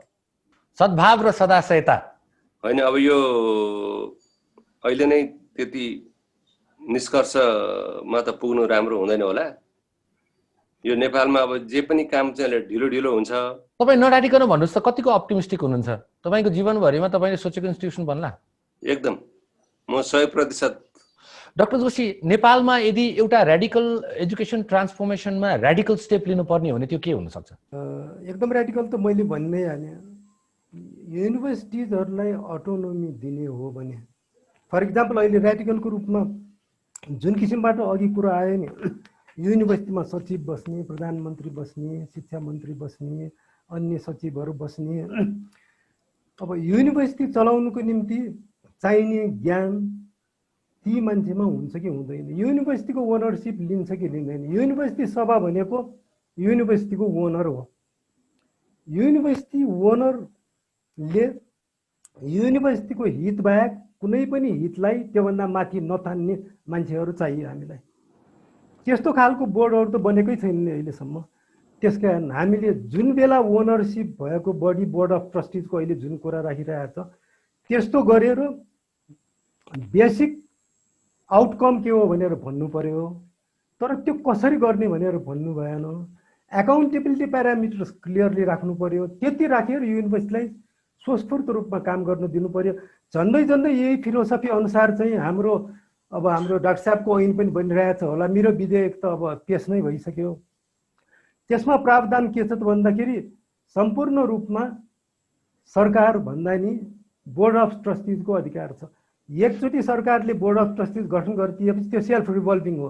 त्यसकारण के प्रयास चाहिँ गर्न खोजिएको छ। त्यस्तो संस्था बन्यो भने मलाई र्याडिकल स्टेप भनेको गभर्मेन्टलाई चाहिँ नि एजुकेसन इन्स्टिट्युसनबाट पर राखेर स्कलरहरूले चाहिँ नि चलाउने स्टेप हामीले सुरु गर्नु पर्यो नि त? सुरु गर्नु पर्यो। त्यसमा धन्यवाद। आजको एकदमै इन्ट्रेस्टिङ डिस्कसन भयो। म अब संयोजकज्यूलाई यो सेसनलाई कन्क्लुड गर्न भन्छु र उहाँले गर्नुभएको कन्क्लुजनमा यदि कमेन्ट छ भनेदेखि स्पिकरहरूले पनि त्यसमा फुटेको कुराहरू अथवा एड गर्नु परेको कुराहरूमा भन्न पाउनुहुनेछ। होइन सनतजी, म एउटा सानो कमेन्ट गरौँ है, यो संयोजकजीकोमा जानुभन्दा पहिला। अहिले अघि डाक्टर जोशीले गर्नुभएको कुराहरूमा सैद्धान्तिक रूपमा चाहिँ नि त्यो जानुपर्ने मार्ग चाहिँ नि त्यही हो। तर हामीले के मनमा विचार गर्नुपर्छ भनेर भनेपछि हामीहरूको चाहिँ नि यो अटोनोमी दिँदाखेरि यो जस्तो एउटा करप्ट प्र्याक्टिसेसहरू अहिले चाहिँ विद्यमान छ, आफ्नो कलेजमा नाफा आउँछ भनेर चाहिँ नि अयोग्य विद्यार्थीलाई पनि भर्ना गरिदिने, अनि चाहिँ नि जाँच लिँदाखेरि उनीहरूको चाहिँ नि पास हुन सक्ने विद्यार्थीले पनि गर्ने, नसक्नेले पनि गरिदिने, ताकि आफ्नो संस्थाको चाहिँ बदनाम नहोस् भन्ने खालका कुराहरू। र अनि त्यस्तो खालको एउटा संस्कृति, त्यस्तो खालको संस्कार, त्यसको प्रवृत्तिहरू चाहिँ एकदमै प्रबल भएको सन्दर्भमा त्यो अटोनोमी पनि मिसयुज हुन सक्छ अथवा त्यसले हामी सोचेको जस्तो फङ्सन गर्न सक्छ। एउटा कुरा चाहिँ त्यो करप्ट संस्कृति पनि विद्यमान भएको कारणले। अर्को मैले के भन्न खोजेको भने, अब हामीले 5 मिनेटमा प्रोग्रामलाई र्याप गर्नुपर्ने भयो र म डाक्टर कार्कीलाई एकदम संक्षिप्त रूपमा होइन, यो महत्त्वपूर्ण कुरा भन्न लाग्दैछु मैले। हाम्रो टोटल हायर एजुकेसनलाई चाहिँ एउटा ओभरसाइट गर्ने बडी, यो अक्रेडिटेसन बडी एकदम चाहिँ स्ट्रिन्जेन्ट क्राइटेरियामा अब्जेक्टिभ तरिकाले असेसमेन्ट गर्ने र उनीहरूको अडिटिङ गरेर चाहिँ पर्फर्मेन्स अप्रेजल गर्ने खालको चाहिँ सिस्टम चाहिँ रोबस्ट नबनाएसम्म यो अघि डाक्टर जोशीले भन्नुभएको कुरामा चाहिँ अलिकति जोखिम पनि छ। त्यसकारण यतापट्टि पनि हामीले चाहिँ अलिकति बलियो सिस्टम चाहिँ स्थापना गर्नुपर्छ भन्ने कुरामा पनि ध्यान दिनुपर्छ भन्ने मात्रै मैले भन्न खोजेको। डाक्टर कार्की, यो कुरालाई एकदम समराइज गरेर भनिदिनुहोस् त, के गर्नुपर्छ एक्ज्याक्टली?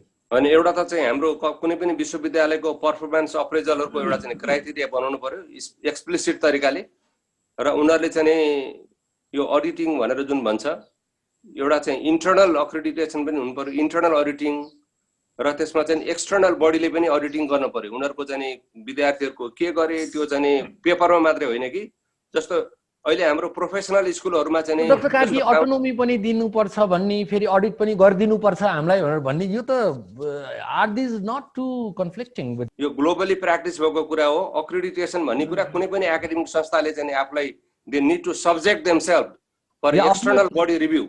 Obviously, accreditation र audit चाहिँ नि different topics हो कि होइन? यो अडिटिङ र चाहिँ अक्रेडिटेसन भनेको एउटै स्पेक्ट्रमभित्रका कुराहरू हुन्। यो क्वालिटी अस्योरेन्सका पार्ट हुन् र क्वालिटी इम्प्रुभमेन्टका पार्ट हुन्। यी चाहिँ कन्टिन्युअसली एउटा इम्प्रुभमेन्टको लागि यी अत्यन्त आवश्यक प्रणालीहरू छन्। यसलाई हामीले ध्यान दिनुपर्छ र यसलाई बलियो बनाउनुपर्छ। स्योर।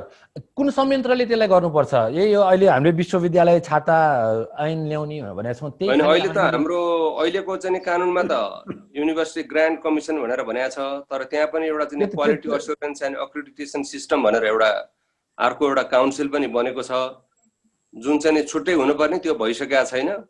अब त्यसमा चाहिँ हामीले तपाईले भन्नुभएको कुरा चाहिँ नि टेक केयर हुन्छ होइन। यो त सिस्टमको कुरा हो। एउटा मात्रै कम्पोनेन्ट बलियो बनाएर चाहिँ यो सबै कुराहरू हल हुन्छ भन्नेपट्टि चाहिँ जानु हुँदैन। यसका विभिन्न इन्ग्रेडियन्टहरूलाई नै हामीले मिलाउनु पर्छ। तर यो चाहिँ एउटा एकदमै आवश्यक र महत्त्वपूर्ण पक्ष हो भन्ने कुरालाई यहाँ छलफलमा नआएको हुनाले मात्रै मैले पेश गरेको। धन्यवाद। समीरज्यू, आजको कार्यक्रमलाई कन्क्लुड गरिदिनुहोस्। सनाजी, आज साह्रै राम्रोसँग घनीभूत रूपमा छलफल भयो। विशेष गरी राजेन्द्र जोशीले अहिले एउटा विज्ञान प्रविधि विश्वविद्यालयको नेतृत्व गरिरहनु भएको छ।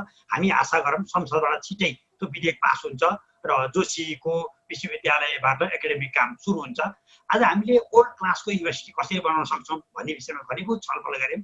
विशेष गरी कोरियाको सोल र जापानको टोकियोमा रहेको जस्तो विश्वविद्यालय जसले स्वाभिमान, आत्मसम्मान र समृद्धिको निमित्त आफ्नो मुलुकलाई सेवा गर्न सकोस् र त्यस्तो विश्वविद्यालय जसमा बोर्ड अफ ट्रस्टीको माध्यमद्वारा राजनीतिभन्दा बाहिर रहेर स्वायत्तताको आधारमा त्यो बोर्ड सञ्चालन होस्। त्यो युनिभर्सिटी सञ्चालनको निमित्त त्यसलाई आर्थिक रूपमा एउटा सशक्त कोषको व्यवस्था गर्न सकियोस् र त्यसका नियुक्तिहरू मेरिटको आधारमा हुन सकोस् भन्ने विषयमा विद्वान वर्गहरूको भनाइरह्यो। यही सन्दर्भमा डाक्टर अर्जुन कार्कीले जुन एउटा मनमा आकाङ्क्षा लिएर अगाडि बढ्नुभएको लिबरल आर्ट्सको विश्वविद्यालय छ, त्यो नेपाल विश्वविद्यालय, त्यसको पनि छिटै विधेयक चाहिँ संसदमा जाओस् भन्ने कामना मैले र डाक्टर सूर्यराज आचार्यले आजको यो छलफलमा गऱ्यौँ। अहिलेको वर्तमान अवस्थासँग हेरेर गर्दा पहिलो निष्कर्ष मैले नेपाल सरकारलाई आदर्श शिक्षा, उच्च शिक्षामा जान पहिलो सुरुमा त यतिखेर कोभिडले झन्डै 10 लाख उच्च शिक्षातर्फका विद्यार्थीहरू घरमा बन्दाबन्दी छन् भनेपछि हामीले कतै न कतै आइसिटीमा आधारित अथवा भर्चुअल कक्षाहरूमा हामी जान परिरहेछ भन्ने कुराको चेत सरकारलाई आओस् भन्ने सुझाव दिन चाहन्छु।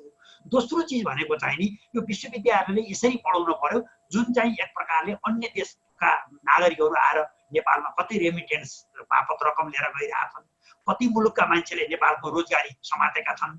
मुलुकभित्र झन्डै अहिले 26 लाख बेरोजगारको चपेटाभित्र छन्।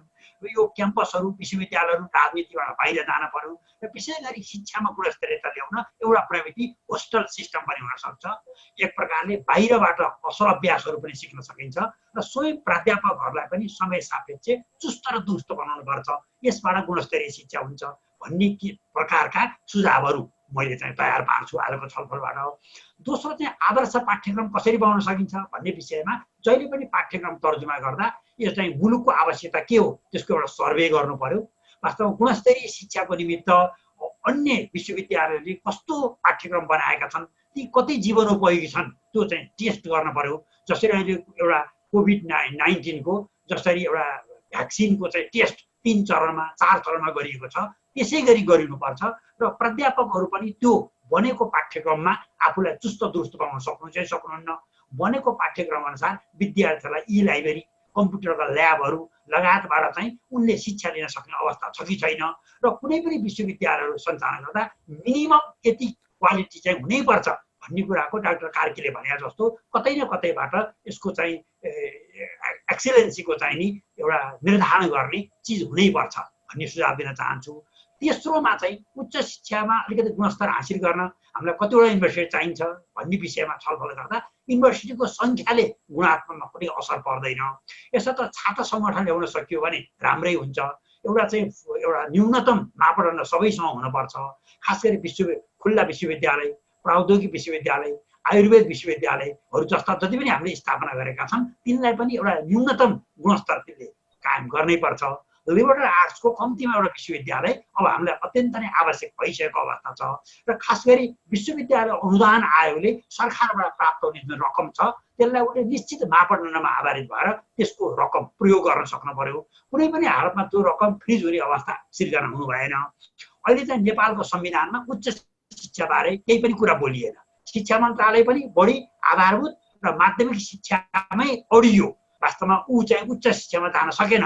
यसो त उच्च शिक्षा हेर्नको निमित्त कतै प्रधानमन्त्री कार्यालयमा एउटा सचिव सहितको डेस्कको स्थापना गर्ने हो कि त यसतर्फ पनि जानुपर्ने सुझावहरू दिन चाहन्छु।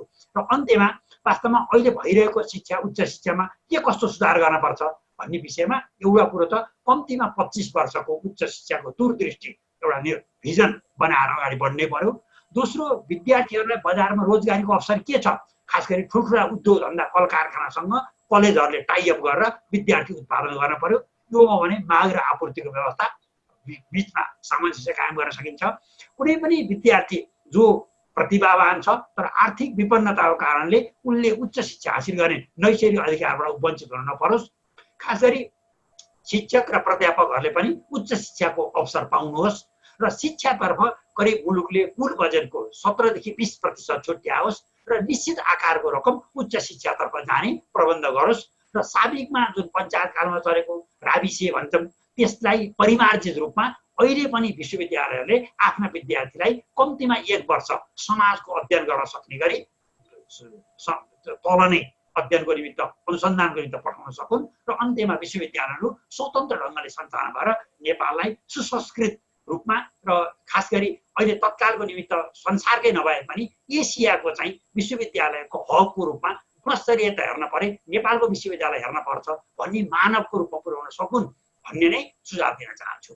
धन्यवाद सम्मेकज्यू। अब म हाम्रो टेलिभिजन मार्फत अहिले हेरिरहनु भएका सम्पूर्ण दर्शकहरूलाई र अकाडेमियालाई अनि गभर्मेन्टलाई स्कलरहरूलाई कुनै एउटा छोटो सन्देश दिनुको लागि म डाक्टर जोशीलाई अनुरोध गर्छु। सबभन्दा मेरो ठुलो अनुरोध सबैमा के छ भन्दाखेरि यसरी विचार एक्सचेन्जेसको भरमा उच्च शिक्षा नीति बन्दैन।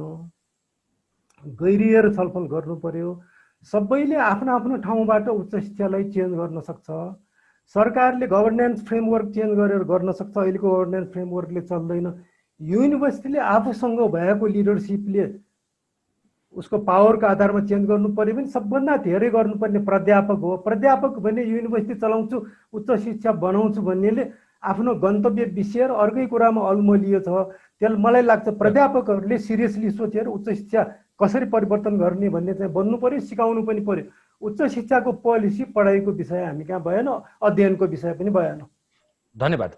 अब डाक्टर कार्की, मूल कुरा चाहिँ नि अघि संयोजकजीले सुरुमै भन्नुभएको थियो, यो उच्च शिक्षाको गन्तव्य के हुने र यो उच्च शिक्षाको प्रक्रियाबाट उच्च शिक्षाबाट उत्पादन हुने चिजबाट चाहिँ हाम्रो राष्ट्र निर्माणको बिचमा चाहिँ कसरी हामीले तादात्म्यता मिलाउने, हाम्रा राष्ट्रिय आवश्यकता र उच्च शिक्षाको कार्यक्रमहरूको बिचमा चाहिँ एउटा समायोजन गर्नुपर्ने कुरा चाहिँ हाम्रो एकदम छुटेको छ। त्यो भनिरहेको बेलामा हाम्रो ज्ञानको क्षेत्रमा, सिपको क्षेत्रमा, मूल्य मान्यताको क्षेत्रमा र हाम्रो आफ्नो कर्तव्य र प्रतिबद्धताको क्षेत्रमा धेरै कुराहरू चाहिँ अहिले नमिलिराखेको छ। त्यसलाई चाहिँ सम्बोधन गर्ने किसिमबाट चाहिँ हामीले उच्च शिक्षालाई त्यो दिशातर्फ लानुपर्छ र त्यो दिशातर्फ लाने क्रममा अहिले हामीले यो नयाँ प्रस्तावित संस्थाहरूले आफूले गरेर देखाउन सक्यौँ भने चाहिँ त्यसले एउटा चाहिँ नि यसरी गर्न सकिने रहेछ भन्ने कुरा अरू विद्यमान विश्वविद्यालयहरूको लागि पनि एउटा चाहिँ नि एउटा आँट, एउटा आत्मविश्वास आउने र त्यसबाट चाहिँ सिकेका पाठहरूलाई चाहिँ अध्ययन गर्ने र मिल्छ भने ग्रहण गर्ने एउटा सम्भावनालाई चाहिँ उजागर गर्छ। हामी चाहिँ त्यतापट्टि चाहिँ जानुपर्छ जस्तो लाग्छ मलाई। Definitely doctor Suryaraj. पहिला यसको हाम्रो डायग्नोसिस के हो भने हाम्रा क्याम्पस जस्ता छैनन्। सबभन्दा त्यसैले पहिला यो भइरहेका विश्वविद्यालयको समस्या के हो, कुन हदसम्म यसलाई सुधार गर्न सकिन्छ, सुधारै गर्न नसकिने कुरामा फेरि महत्त्वाकांक्षा नहौँ। हामी त्यसमा स्पष्ट डिप्लोमेटिक नभइकन अब यो बहस पनि यो चाहिँ खरो लेभलमा यो बहस पुर्याउनु पर्ने जरुरी देख्छु म 1 नम्बरमा। 2 नम्बरमा चाहिँ के हो भने अहिले यो दुईटै जुन इनिसिएटिभ छन् दुईटै डाक्टर साहबहरूको म केही जानकारी राख्छु। उहाँहरू दुईटैका चुनौती पनि छन्। फेरि मैले अघि त यो दुईटै स्वागतको इनिसिएटिभ हुन्, तर उहाँहरू फेरि त्यो चुनौती पनि उहाँहरूले सामना गर्नु सही हिसाबले सम्बोधन गर्नु भएन भने उहाँहरूका दुईटै इन्स्टिट्युसन पनि फेरि हाम्रा पुरानै क्याम्पस जस्तो हुने जोखिम पनि छ। खास गरी अब यो डाक्टर जोशीको इनिसिएटिभमा मलाई के लाग्छ भने उहाँहरूले जुन साइन्स एन्ड टेक्नोलोजीको जुन किसिमको उहाँहरूले एउटा फोकस देखिन्छ, त्यो मलाई चाहिँ त्यो कसरी उहाँहरू त्यो निष्कर्षमा पुग्नुभयो मलाई के लाग्दैन भने हाम्रो साइन्स एन्ड टेक्नोलोजीमा फोकस नभएर हाम्रो उच्च शिक्षा बिग्रिया होइन। अझै पनि हाम्रो साइन्स टेक्नोलोजीको चाहे मेडिकल साइन्स भन्नुहोस्, इन्जिनियरिङ भन्नुहोस्, बेसिक साइन्स भन्नुहोस्, हाम्रा ग्रेजुएटहरू ह्युम्यानिटिजको भन्दा तुलनात्मक रूपमा राम्रा छन्। त्यहाँका प्रोडक्टहरू कति सिस्टमले होला, कति विद्यार्थी आफै मेधावी होला र त्यो छुट्टै कुरो। एउटा उहाँको चुनौतीमा चाहिँ त्यो कसरी साइन्स एन्ड टेक्नोलोजीमा मात्रै फोकस भएर नयाँपन आउने म चुनौती देख्छु। र डाक्टर कार्कीको पनि उहाँको जुन लिबरल आर्ट एजुकेसन त्यो एकदमै महत्त्वपूर्ण कुरो हो। हाम्रा इन्जिनियर र डाक्टरहरूमा पनि एउटा उदार शिक्षाको त्यो कम्पोनेन्ट छैन, एकदमै यान्त्रिक छन्। हाम्रा डाक्टरहरू इन्जिनियरहरू एकदम मेधावी छन्, राम्रा छन्, पढाइमा चाहिँ राम्रा छन्, तर सामाजिक सोच त्यो पढेको विज्ञतालाई समाजमा किन उपयोग हुन सकेको छैन भन्नेमा कहीँ न कहीँ लिबरल आर्ट ओरिएन्टेसनमा छु म चाहिँ। लिबरल आर्टको शिक्षाको जुन कमी छ त्यसलाई थप्न सक्नुभयो भने त्यो धेरै ठुलो समाजलाई चाहिँ गुण हुन्छ। तर त्यसमा पनि आफ्नै खाली ती चुनौतीहरू छन्। र यो दुईटा इन्स्टिट्युसनहरूलाई म नागरिकको तर्फबाट शुभकामना छ। र ती दुईटै इन्स्टिट्युसनको सफलता हुनलाई तपाईँहरू जस्तो मिडियाकर्मी, खास गरी सरकारको तर्फबाट यसलाई चाहिँ खालि दुईटा नयाँ क्याम्पस, नयाँ युनिभर्सिटी मात्रै खोल्न लागेको हुन् भन्ने हिसाबले नसोचिकन नेपालको उच्च शिक्षा सुधारको लागि यी महत्त्वपूर्ण इनिसिएटिभ हुन् भन्ने, खास गरी राजनीतिक तहमा त्यो विचार चाहिँ सोच आओस् भन्ने म चाहिँ अपेक्षा गर्छु। धन्यवाद। यहाँहरूको अमूल्य समयको लागि म धेरै धेरै धन्यवाद दिन चाहन्छु र आजको कार्यक्रमलाई बिट मार्न चाहन्छु। हस्, धन्यवाद। Thank you. हस्, नमस्कार। It was indeed a very interesting discussion. हामीले आज नेपालमा के कस्ता इन्स्टिट्युसनहरूको जरुरी छ र तिनीहरू कुन कस्तो धारबाट जानुपर्छ भन्ने कुरा टोटल एजुकेसन सिस्टमलाई एउटा म्याक्रो लेभलबाट एनालिसिस गऱ्यौँ र धेरै इन्ट्रेस्टिङ डिस्कसनहरू पनि आयो, धेरै इन्करेजिङ र अलार्मिङ पोइन्ट्सहरू पनि डिस्कस गऱ्यौँ।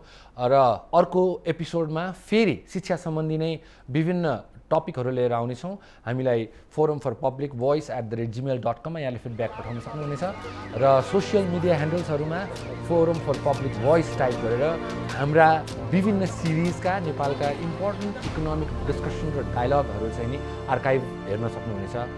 Stay tuned with us.